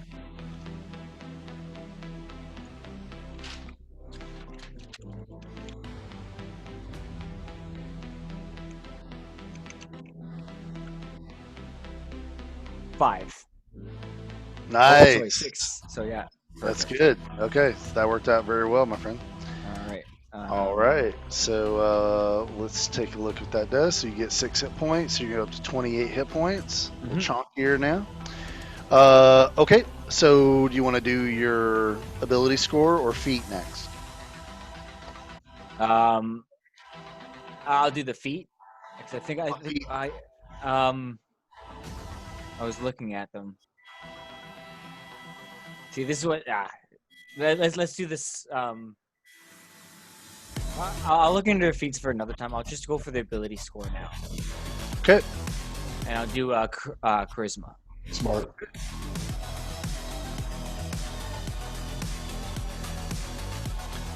Got an 8 And total now. +4, very powerful. You also are going to get to select a new spell. It can be any level. oh yeah, it says I get a new cantrip too right now. When I'm going through That's great. You choose you get another cantrip and you get another spell. yes. So what cantrip would you like? All right. Well, the cantrip. You want to do a damaging one, or you want to do something a little different? I got enough of those damaging things. Let's do something like I see minor illusion right here. Yeah. Let me just Minor double check. illusion? Yeah. I'll go minor illusion for sure. All right. And then I'm gonna go for another second level spell. Okay.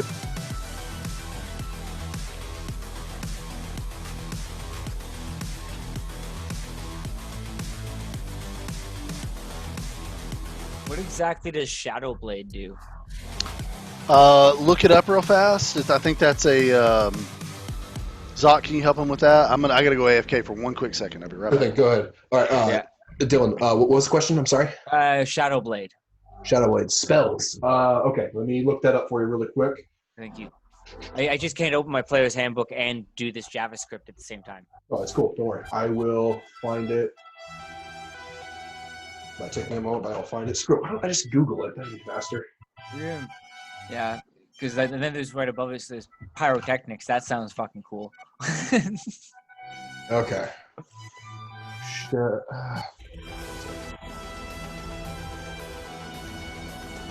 Okay.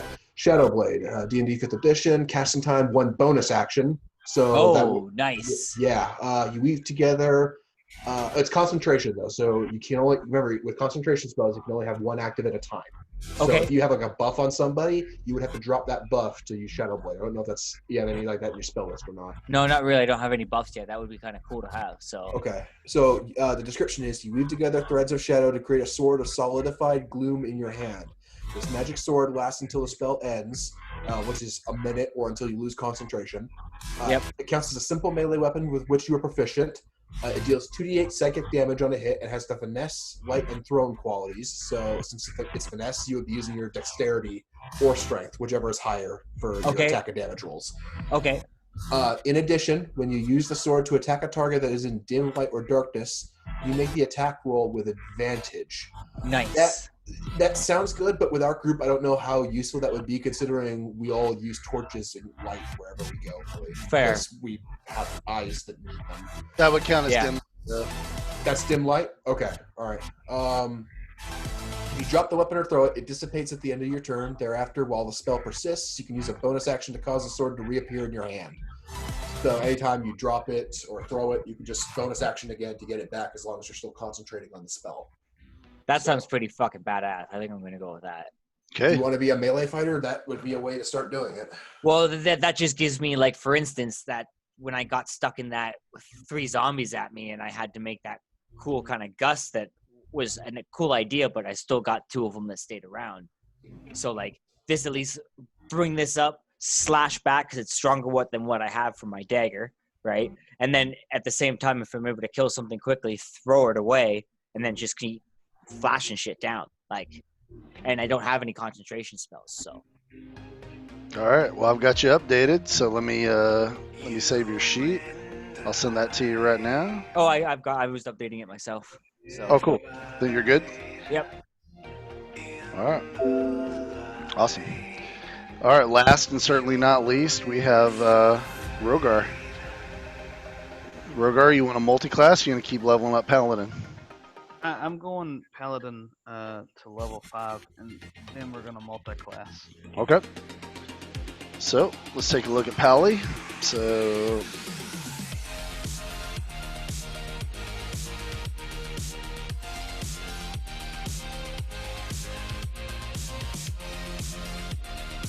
all right.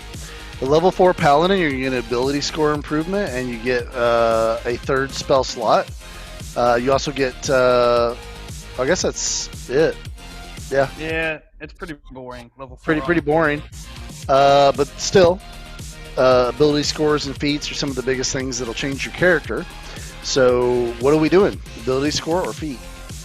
Well, what is the ability score? I don't. Is that just You what add +2 to any score you want, so it's like a guaranteed +1 to your modifier. Okay. I've been trying to get these stupid feats to load. I feel like I want to do one of those instead. What are some decent ones on there? Because literally, it's not loading. Okay. Sure. Yeah, let's take a look at it together. So you guys can see the player's handbook right now? Yeah. Okay, cool. Let me find them. I'll take a second. My processor is like pushed to its max right now.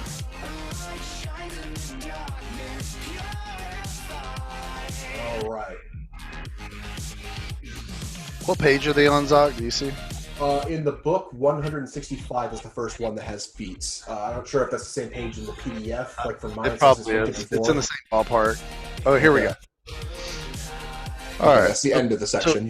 So some feats actually will increase your scores too, but they're basically meant to give your character more specific, like your vision of your character kind of things. But a +2 to a score is very strong. You know what I mean? Like if you add +2 to your strength, you're now doing +1 to every attack you do for the rest of the game. Which doesn't sound like a lot, but it's a lot, you know. But with that said, there's really powerful feats too. So what are some really good feats? Alert's one of the best feats in the game. Alert, you gain a +5 to every initiative roll you make, meaning you'll almost always go before other people in initiative. You can't be surprised as long as you're conscious, and other creatures can't gain advantage on you from being hidden. So it basically makes you immune to a lot of sneak attacks, right? But it's hard to answer that question, bro, because it's really your vision of your character that decides what's a good feat or not, right? What do you want to do better if you're considering feats, Rhogar? Do you want to attack stuff better? Do you want to cast better? What is it that you would want to get out of a feat? Do you want to talk to people better? No. Enos does the talking. I don't need that. All right.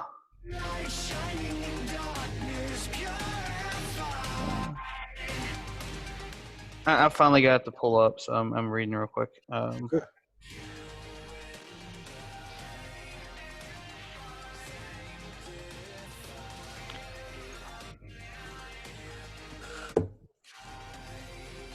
Alert's good. Lucky is very good. Yeah, those are the two I'm actually looking at between the two.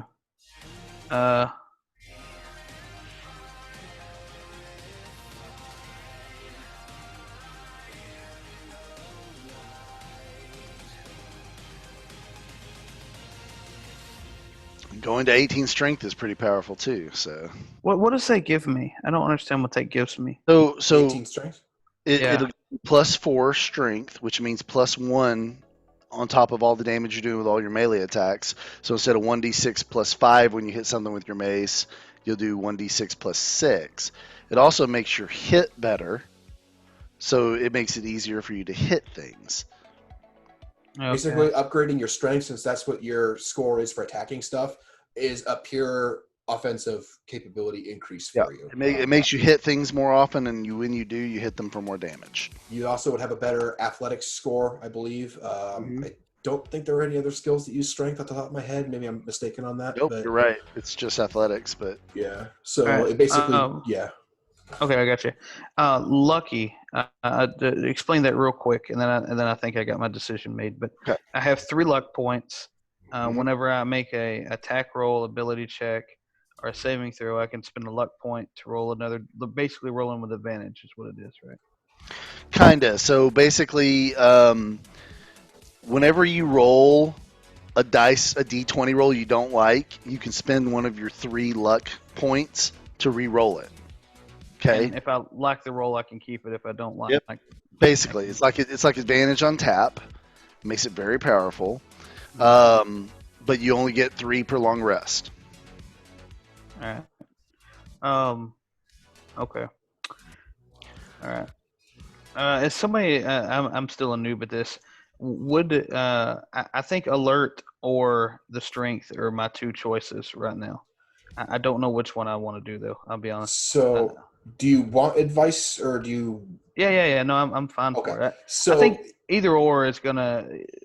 My idea here is being the tanky type. So alert's great for going first and getting aggro, but also strength would be allowing me to hit better. Like as far as ability score increases go, you can keep taking those. I think at 4th and I think 8th level is your next one after this. And you basically, once you get to strength of 20, you can't upgrade strength anymore. That's kind of where the developers expected people to stop boosting their strength at some point or another. So okay. if strength is the only stat you really care about enough to want to increase, which looking at your character, the only other one I would really consider bumping up would be like Constitution, maybe for health, and there's better ways to get health. Once you get to strength 20, you're done. So it's just a matter of what levels would you be taking the ability score increases and what levels would you be taking feats. As a paladin, there are a few feats that I think you should be looking at, which are ones that make you better at your certain fighting style. So if you really like going sword and board, feats that would make you better at sword and board fighting styles would be ones to look at. The other one that I would say looking into would be feats to make it better for you to hold spells that you're casting. Remember, when you take a hit and you've got a concentration spell buff that you've casted on yourself, you have a chance of losing that buff. There are 2 feats in the book that would help with that problem. So if you foresee yourself, like before you walk into a room you expect to be dangerous, that you cast like Bless or Shield of Faith or something like that on yourself, there's always the chance that you might get hit and lose that buff. And there's a couple feats in the book that would help with that. Gotcha. Okay. So if I was playing your character, I would look at it and think to myself, okay, boost strength or get a weapon feat or take one of the feats to make my casting better. That would be the 3 choices. So that's my recommendation. That said, you can do whatever the flying F you want, man. That's the freedom of It's fine. D&D. It's fine. I like the strength, or I was going to do alert, or this warcaster. I think is what you're talking about. Warcaster and resilient, because those saves that you make when you take the hits are Constitution saves. So if you get proficiency of your Constitution save, that would also help with you not losing your spells that you've cast on yourself, and it would also give you proficiency in Constitution for other things as well. So Gotcha. Okay. I think just for right now, we're just going to do strength. I think we're Sounds just good. going to bump it up, and then Very valid choice. and then I think I have an idea what I'm going to do next. So yeah. Well, you're now strong as fuck. Plus 4 strength. Yep. Cool. And then you're going to take the average for your hit points, or you're going to roll? I get the. What do I get to roll? A D10. Ooh, plus 2. Plus 2, so D10 plus 2. That's what I get. Yep. Roll, do it. Or you can take a 5 plus 2. So you take 7. So 7, or I could get a 12. There's a 50% chance you roll higher and a 50% chance you'll roll lower. That's how math works. All right. It's not exactly how it works, but based on my Arkansas education, that's the summary of how it might work. 89% of the time, it works every time. Let's see here. I am going to roll. You ready? I love it. Yeah, I'm totally ready. Hold on. Let's get it on the screen so everybody can see it. Oh, no. Oh, boo. Ouch, buddy. Ouch. Well, I got 4. You get 4 more. So, So I'm to 35. I have to give that ring of health that Enos has got over to Rhogar. Yeah, man. all right. You want me to send this to you, or are you updating it on your screen? Yeah, send it to me, please. Yeah, no problem. One sec. So how much hit points does everybody have?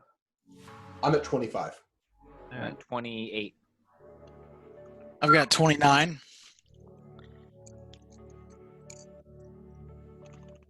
Well, I guess it did average out because I got max last time we rolled, and this time I did not. So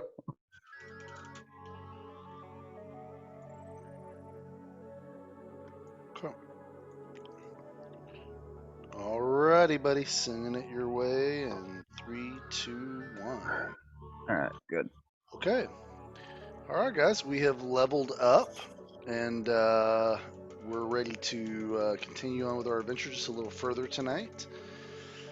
So, you guys wake up in the morning, and again, the kids, they're like, I say kids, he's like 20, she's like 18, and they're cooking Legal. breakfast again, and grass on the field, play ball. So they're frying eggs, they're doing all this stuff for you guys. You wake up, and um, the house again. The house feels better. It just feels like there's like a weight that's been lifted off. The sun is actually kind of shining through the window a little bit when you guys wake up. And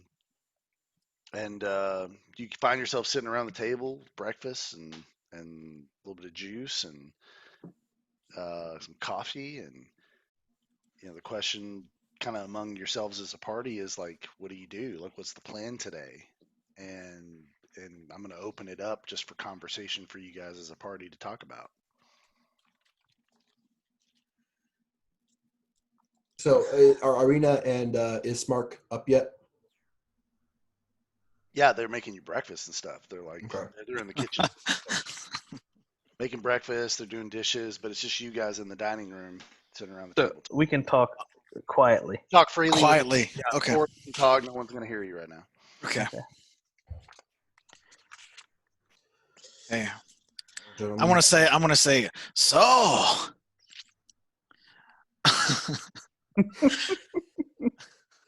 Getting more persuasive, huh? Do you think it is posted yet? Do you think the letter went out? Yeah, I do. I think so. I think it's out. I don't. As they don't have copy machines, these people probably also don't have mailmen. So it's going to be faster? Sorry. Oh, dude, that's a cut, dude. That's a cut at me. There's also the matter of the cleric showing up relatively soon, hopefully. He might come bearing news. He did go back into the crate. I hope he is okay. I didn't see anything else down there besides from Doru, so suppose we just wait and see if the cleric shows up then, unless you gentlemen have a better idea.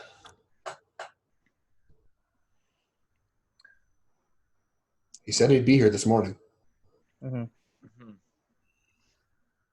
Well, I think the city's going to be on fire. I think we need to go check that out personally. Well, Doctor, what do you think we should do? Should we go ahead and see what's going to happen in the village? Should we take a walk, or before we decide what to do with Ismark and his sea star? I think that gives us clues as to what we can do with the two folks that were eating bacon with. All right. I think Nico might have something there. We'll just let Ismark and Irina know after breakfast that we're going to go out for a walk, and maybe We will take the air. That's how you say that. You say we will take the air. The air is good. It's very good air today. It's so much more persuasive, that one. I don't know if we have any business being at the funeral Yeah, of something seems a Colion little anyway. different. Something seems a little different about Nico. He seems a lot more confident this morning. He's very convincing guy all of a sudden. Hey, let me tell you, Irina is very friendly. I was gonna She is say. so friendly. I want to come here more often. So you guys sort of gather up to head out into the village, and they're doing dishes and stuff. And as you're about to walk out, there's a knock on the door. Yeah, that's what I heard. Ismark, do you want me to get that? Would you mind? That would be great. Yeah, I'll go over and answer the door. I'm gonna go with him. I'm on edge. It's Father. He goes, "Oh, my sons, I did not expect to see you here. Good morning to you." Good morning, Father Donovich. We Good stayed the morning, night sir. to make sure that everything would be safe. And what he says next, it's a weird mix of sounding practiced, but also sounding like rusty, like he hasn't said this in a long time. He says, "And may the morning shine upon you all your days." Likewise. Irina and Ismark are back here. They were preparing breakfast, actually. He says, "Well, first things first, I must see the body of my friend. Will you show me to it?" I'm not sure I actually know where it is. Ismark. And I'll let him know that Father Donovich is here, I guess, because I never actually poked for details about Colion. So Yeah, and as it's a personal family matter, we will step aside and let them So do that. agreed. You guys leave the house, let him go in and handle all that. Absolutely. Yep. So Should we take the air now? You Yes, guys are outside? dude. Yes. All right. Let's go to the village, baby. I want to see Let's what's do going it. on. Let's see what's up. Okay, here we go. So you guys walk in the village, and you as you're walking towards this, the city square, you hear the voice of a child, and it's yelling out in sort of a practice manner. And as you get closer and closer, trying to figure out what's this kid saying, you realize it's some type of town crier, and he's saying, "Yeah, yeah, yeah, yeah, Burgomaster of Moorkill Haven has been declared unfit for leadership by his Lord Count Strahd. Do not listen to Moorkill Haven or his brother any longer. Count Strahd will decide the new burgomaster soon." Is he And just he- shouting this, or is he handing out papers showing it? Or Oh no, they're not like writing's not a thing most of the Barovians know about. whatever. But he's just walking. He's walking down the street, just yelling it. And this is a very ragamuffin looking kid too. But he's just walking down the street yelling it. Every time he gets to the end of a corner, he stops and he yells it, and he walks to the next corner, yells it again. And he's just walking through the streets yelling it. That's going to have an effect. It is. Hey, so is he still where I can talk to him real quick? Yeah. Okay, I'm gonna say, child, come here real quick, and he's gonna scurry over.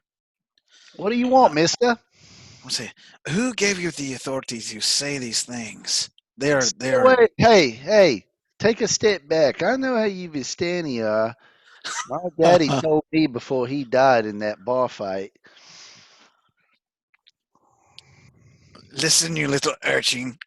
How do you know that I'm not the one who ran him through with the blade? You never talk to a Vistani that way. Intimidation.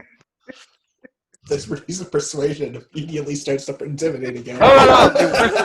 He just his first act when he has expertise in persuasion is to scare the shit out of a little kid. So let's do our intimidation. Can I assist with intimidation? No, Give no, him in the moment. I've got this. Let's let it roll. So what do we got for intimidation? We got a 1d20 plus 5. Okay. Oh, holy shit, mister! I'm sorry. Did you really kill my dad? And I'm going to start laughing. I'm going to say, listen, you've been on the streets seemingly forever. You should know a joke when you hear it. Now listen, seriously, is this the truth that you speak? It's what my boss told me. He paid me to give the announcement, so that's the announcement. Since Who's your we are boss? all Yeah. Oh, good job. Yeah, Who's your doctor. I asked who's your boss. It's Eric. He's the bartender at the Glow of the Vine. He pays me to announce what's supposed to be announced. And I'm going to look at the doctor and I'm going to say, that son of a bitch. Because now Nico's saying that Eric is on Strahd's payroll, dude. Eric is part of the Strahd clique. Out of character, I'm pretty sure like 90% of the town is in some way on Strahd's. I'd say it's high. No, I'd say it's higher though. I'd say it's higher than 90. But Eric is like, he's in a really good spot. So should we run back out of character? Should we run back and tell Ismark what has happened, or should we go and try and seek an audience with a Maul who might just attack us? Amal's expecting us this evening if we show up at all. So it might be better to go let Ismark know so we can get the ball rolling on this. Okay. All right. I'm down. Dylan, Okay, did you have a better? You look like you're. I kind of wanted to go see him all now, and because if he's already hearing this, we're not going to have an audience with him tonight. We might have an audience with him like earlier than that because we're going to be the ones to kill him. So I'm going to say, dude, should we actually go to him and actually play a sympathetic role and be like, oh, we just heard this is devastating. We'll get behind this. We're like, we thought you were a trusted servant. Who is telling these lies? Or we heard, what's going on. Should we try and be like on his side so that we can get closer to cut his throat? Or what do you guys think? I want to enlist him to fight with us against Strahd because I just feel that there's some, like, as much as he has some intelligence to him and as much as he's tried to offer some bad stuff to us, I don't think he's really pulled too much mischievous shit on us. Yeah, out of character again. He's not going to be around when we finally face Strahd because we're not ready now or anytime soon to face that. I was going to say, you almost got KO'd by him just moving next to you. Yes, yes. So his card's up, and we got to figure out how to work this so that he doesn't kill us and Ismark, the new Burgermaster. Well, Ismark's not Burgermaster yet. The thing didn't say that he's gonna be when we help him kill them all. So I'm with the doctor. I think we should go back and get the ball rolling with Ismark right now. Okay. What do you think, Rhogar? Yeah. I think that's the best course of action. Okay, so you guys are gonna go back and talk to Ismark? Yeah. Yeah, we need to give him a reason to stay so we can take Arena with us. Okay. So you guys go back to the manor, and Father Donovich is actually walking down the steps as he comes out, and he says, "Oh, my sons, you're back already." He goes, "What brings you back?" Did you hear the news while you were walking through town, or did that just start up, Father Donovich? I was meditating on the morning Lord's glory. I heard nothing on my way here. Where were you meditating on the morning Lord's glory? I walked through the middle of town and got here early in the morning. It just sounds like a really bad sex position. It On the morning does. Lord's glory. It does. I'm suspicious of this dude now. Is he really the cleric, dude? Dude, this has got me so paranoid now. Rocky, you've done terrible things to me. You've done terrible things to me. Hey, don't piss off the cleric. If you get hurt, you want to be able to go to him so he can radiate his goodness all over you. Sure. Okay. Good. I mean, hey, Rocky. So, Rocky, is the sun still shining outside? Hey, is the sun still shining outside? Yep. Oh yeah. That never happens. That never happens here. Interesting. I want to say this might be best for all three of you, honestly, to hear. I'm going to see if I can find Ismark and Irina and just so I can let them all know all at once. Yeah, so you walk in and they're actually in a back room that you haven't been to before, and there is Ismark is like hammering nails into a coffin, and she's just off to the side with the napkin to her nose, and she actually looks happy, even though she's crying. And she says, "Oh, Dr. Crawford." She goes, "Is everything okay?" I would hope so. We actually were just in town getting a walk, and we heard some rather eventful news. Ismark, Amal Kilhaven has fallen out of favor with Count Strahd. He's like, that can't be. That can't be true. Everyone knows Samal is if anything, So he's there a was a town loyalist to crier. Count Strahd.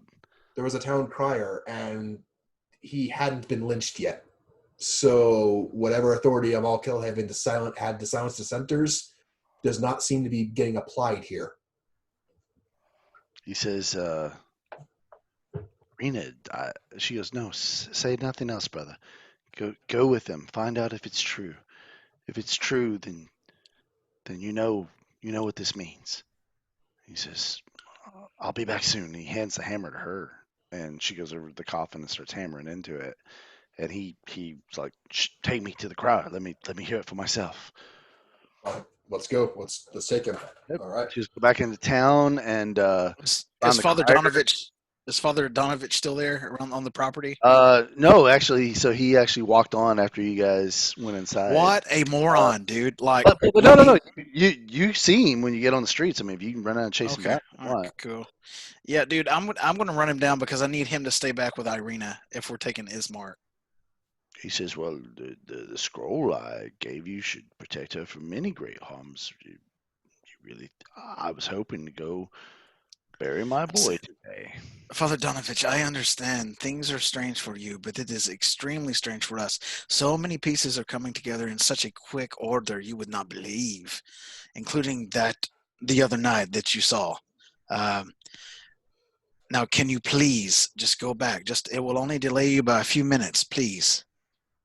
Well, Irina is like a daughter to me. If you think I should watch over her, I might do so. But I really need to go on and take care of Doru. So roll a persuasion roll, buddy. Yeah, God, I'm happy to. I'm so happy to do that. I'm so happy to do that. It's We can do this all day. We can do this all day, Rocky. Oh, it's a 23. sexy roll. We can do it all day. So he says, "You know what? When I first met you, you seemed like kind of a scary guy. And now you seem like a really reasonable man who speaks the truth. I should watch out for my living daughter, not my dead son. I'll There go you go. back and watch over Irina right That now." makes sense. Irina is very friendly, sir. She is very friendly. You should do that. All right. And he goes back. He walks back to the manor. Okay. So, Doctor, continue. Well, that's it. Let's just take Ismark to the town square where the crier was. Sounds and, good. I want to see how he reacts because he knows more about the politics and how somebody would assume the role of Burgermeister than we do. I want him to take the lead on this. So, Okay. You guys find the crier. He's still saying the same thing. Ismark doesn't even grab the kid. He's like, that is the crier. He goes, "Every major announcement that Strahd's ever made, we've heard from him first." He goes, "There'll be a posting on the board by the time the sun goes down tonight." He goes, "I know it's early." He goes, "But God's damn it, I need a drink." He goes, "Would any of you join me?" I will never turn down a drink with a friend. given the circumstances, it may be best. Let's go. Blood of the Vine, then, or do you have a better idea of where to go? It's the only one, yeah. So he takes you guys. He goes to the Blood of the Vine Tavern, which is actually only about a block away. And you walk Is in. that Eric's portrait? That's Eric. Yeah, Eric's behind the bar. You have Belfast. She's sitting there. She actually looks really hungover. She's like half-heartedly strumming at her lute. You have Cassius sort of sitting there, just doing what he always does. And he walks in. He orders some purple grape mash. Plops down. Starts drinking on it. What do you guys do? I'm looking around to see if the Vistani are still in the room from the other night. I mean, it's only been 2 or 3 nights. Nope. Just these three are in the room right now. I'm feeling like really, really alone right now, and I need comfort. I'm sad. What? Yeah, I'm feeling. No, dude, I did do that, but now I feel vulnerable. Now I need a hug. Sex is not a hug. Sex does not equal a hug, and you need to learn that. Fact. So that's how, So so that's how sometimes you got to Max. cuddle. So I need my cuddles now, and I Just didn't get got them used last night. because You just got- Irina's dude. She's very friendly, but she's also cold, icy. Anyway, moving on. All right. Alright, I'm gonna go just sit at the bar adjacent to where they're sitting. I'm not gonna sit I'm- with him right now. No, I'm sitting next to Rhogar, dude. I need his strength. Okay. Y'all sit at the bar. All 50 points of it. Love it. Jesus Christ, can't find good music for this goddamn tavern. All right, so you guys sit down, and Eric says, "It's early." He goes, "You never used the room I gave you, by the way. Yeah, we found a better place to stay. You know, I could have rented that out to someone else." You got your money. You got more than your normal amount of money, if I remember correctly. That's fair enough. I did. He And goes, "Please." and if I'm not mistaken, I think you should know enough to give us a bit of respect right now, Eric. Oh, That's an intimidation, big boy. shh. Give it to me. Hey, I just spit my drink. I was like, I was like, That's an intimidation at disadvantage, my friend. Yeah, yes, sir. I love it when y'all do shit outside of your skill set, by the way. yeah, This is why I Rocky's choose my words so damn carefully. yeah, Rocky's like, Tell me more. yeah, he's like, bring the pain. Damn it. Okay. 11. He goes, you know, a blue skin like you would do well to keep your mouth shut around us normal people.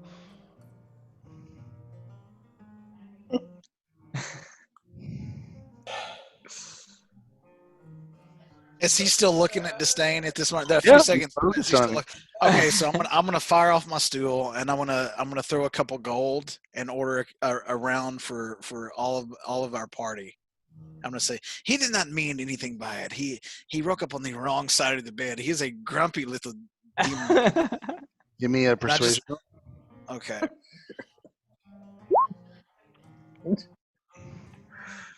God, that sucks. Why did I take this ability? He says he's offended me with his ignorance of our ways. I'll serve the rest of you, but he needs to wait outside now. And I'm gonna say, I agree. You go outside. You're a bad boy. I'm trying to speak out of character at this point because we should basically be able to tell him to fuck off because he knows Strahd and shouldn't have Strahd given vouchers for us at this point, right? So we need to remind him of that. And I've lost my speech to him, but I don't know if anybody else can say that. You know what don't I'm get saying? kicked out, man. Yeah, there's way too many people watching to be throwing Straw's name around. Like, But we willy-nilly. don't need to say Strahd's name. There's only 2 other people within here, right? And we can just. If we get into out of character, if we get into a bar fight, I'm not expecting Strahd Von Zarovich to bolt down in a lightning bolt to save us from the racist, dude. My boys are in trouble. All He's right. gonna show up in a Jeep Renegade, like 1982 model. He's got like a fire extinguisher in the bed. All right, I step out. Okay. So normally I'd finish the bar scene and then come back to you. I'm gonna flip it. You're gonna be out there for about 10 minutes by yourself, right? And after a few minutes, you're kind of out there just fucking pissed, right? Like this fucking racist piece of shit. God damn it, you know. Like you're out there. Can you please be kicking mud? Can you please? And all of a sudden, this delicious smell suddenly comes around the corner, and around the corner comes Olaf pushing his sausage cart. He says, "Sausages, sausages, Olaf, delicious sausages." He comes right by you. He goes, "You want a sausage?" Oh, Olaf, love your sausage. I've eaten so much since you've given me your last bundle I've got. Give me another bundle. How much a sausage do you want? 3 sausage. Oh, it's only I forgot what I charged last time. I think it's It was 3 gold. 1 gold for 4 last time. Okay, we'll go for the. Then- I'll take 4. one gold will do it for 4. So he takes a gold and gives you 4 sausages. He goes, enjoy your sausage. Have a good day. Eat it while it's fresh. And he pushes it on. You know, Olaf's accent is just wonderful. Like, I love it. Good job. Eat that sausage, big boy. Eat that sausage. Heal your pain. I'm at full hit points anyway, so Doesn't matter. You're wounded inside. I'm Drown wounded your sorrows in inside. mystery meat. You're a wizard man. Wizard man cry on the inside. You need to eat sausage. Take a bite, or are you saving it? I'll take a bite right now. Just a nibble. Just the tip. Just take the tip off. Just a tip. No, You're, no, enjoying, no. you're enjoying the sausage, and you're sitting there waiting, and you're eating on it. The next 5 minutes passes, you're eating on it. And all of a sudden you bite down, and you hear something hurt your tooth. You're like, ah! And you spit out what hurt your tooth, and you see a very tiny tooth. Hmm. And you don't have medicine. I'm going to give you advantage. Give me a straight medicine roll. Okay.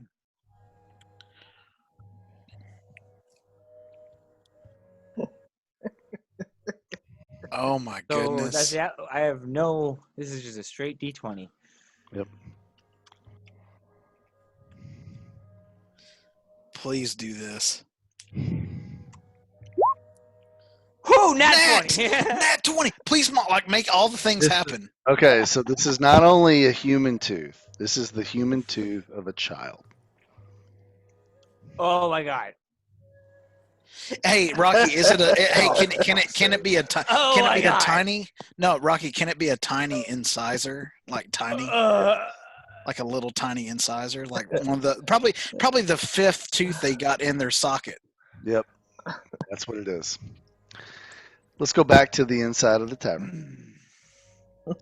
So this is going back in time 10 minutes. Disdain just left. You guys are in there with Eric, Cassius, and Belfast. And Ismark. Ismark is gulping down his wine. He says, do you all know what this means? He goes, if a mole has somehow fallen out of favor with Count Strahd, my birthright is Burgomaster, and there's no one who can run this village. I think I might be the next Burgomaster. How would you go about seizing the title if that were the case? I would make sure the people are safe. We've had children disappearing. I would make sure there's a curfew for all the children. I would get that body down that Amal hung. That man deserved better than that. I'm gonna interrupt him. I'm gonna interrupt him right here and say, no. What? I love you. You know this, Ismark. You and I are like brothers, are we not? I'm gonna slap him on the back, and he's very awkward because I'm already drunk. Give me persuasion. Give me persuasion. Dude, I'm already drunk. Yeah. Let's see how awkward it is. All right, it's not bad. And I'm going to say, what he was trying to ask you is how would one go about seizing the actual position?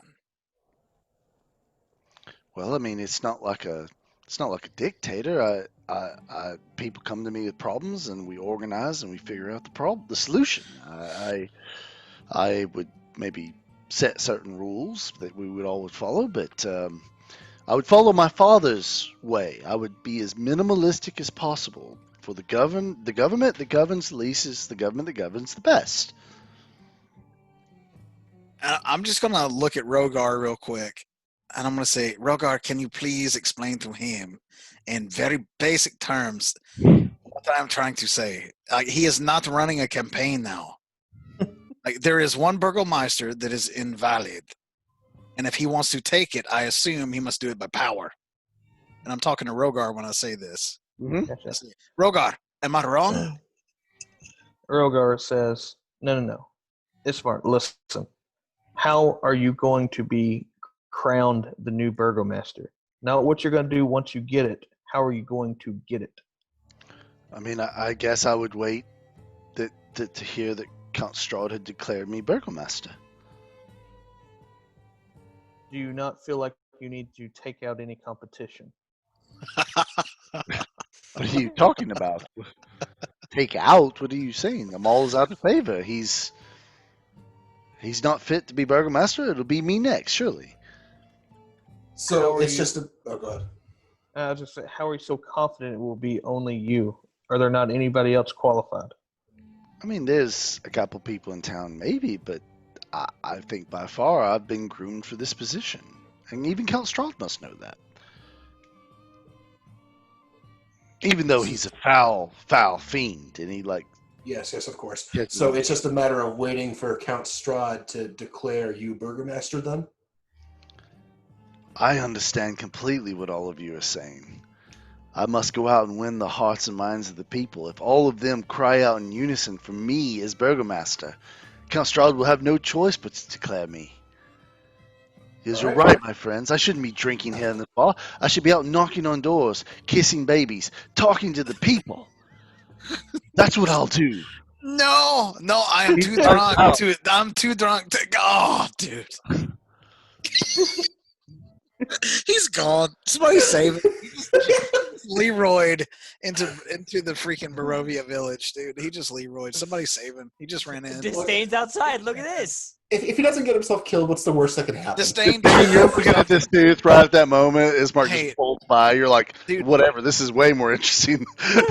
Dude, Disdain, please trip him or something. Say you already had your foot laying out or something. Sausage. Yep. Sausage. So you guys, yeah. So you, he's gone, and Disdain's outside, and Okay, we need to regroup with Disdain. The pouty baby outside. Pouty baby. Nico is just going to go back to bed. Okay. Good luck. I give you bardic inspiration for all of you. But I am very next sleepy. 10 minutes. You're very inspired. You're so inspired you can do it. So what? You're, No, now that's you're just- now no, you're no, that dude from fucking no, I'm Water. here. Yeah, you can do it. You can do it. Can do it. You can do it. You all can right. do it. You can do it. You can do it. You can do it. So you guys find yourselves kind of outside the tavern. You're on the street with Disdain. He's looking at this little tooth. What you got there, Disdain? I just ate this sausage here and I found a child's tooth.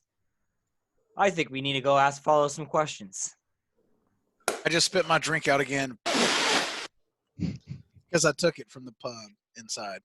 I don't let go of an alcoholic beverage, and And I'll if there's tell still- you the honest truth. There's no way it's not a child's tooth because I rolled an at 20. I know. Know for a fact. Whatever that It means. is- Yeah. Yeah. It's an 8-year-old's third incisor. He probably just got it, You know. and he like licks it, and he's like, 3 days ago. Disdain, did you just buy that sausage? Is that one from Fresh. what? Fresh as hell.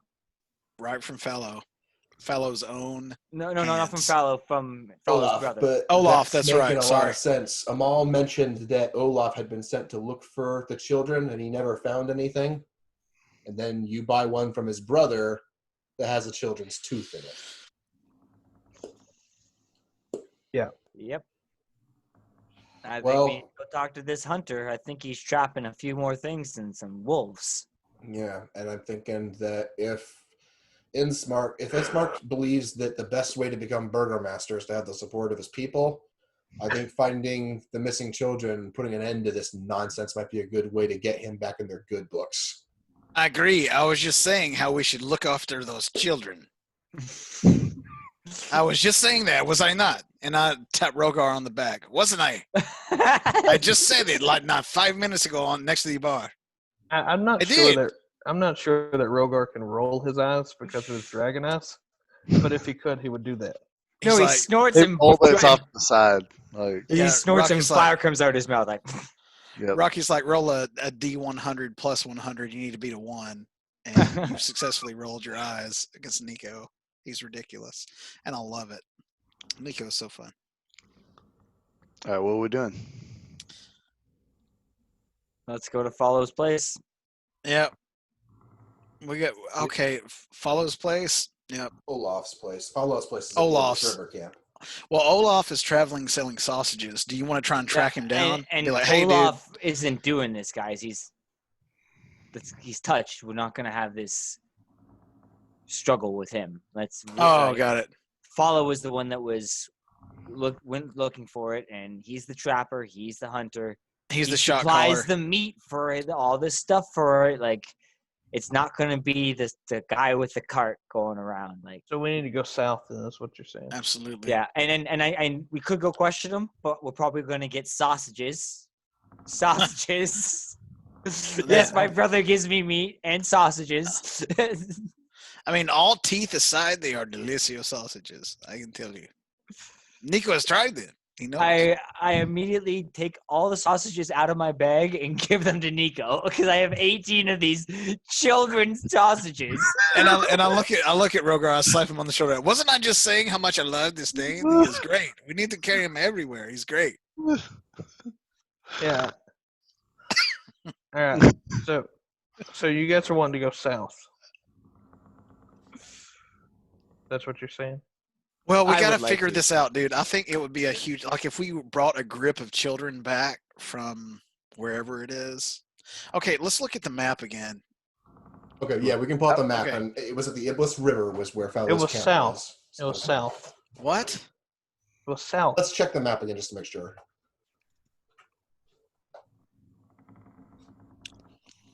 Watch it be Madame Eva. She's just sitting out there eating the rich by the lake, dude. Spitting out the kitties. I'll be just so disappointed in her if she's doing that. Here we go. All right. Let's zoom up. All right. So you guys are here in Barovia. Can you see my mouse? Mhm. Yeah. You're in Barovia. And Follow said he was along the Iblis River. So he'd be Okay. somewhere around here south of the village. Madame Eva is past the Serpents. So she's somewhere around here.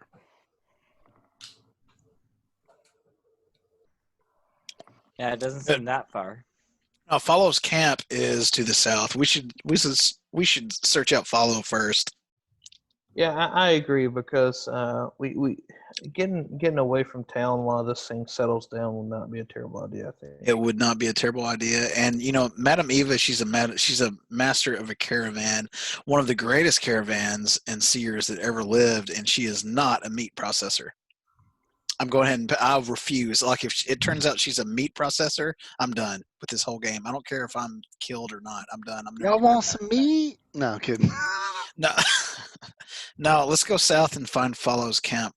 What are these two D's right here along the river? Is that the two possible locations? They just stand for Iblis River.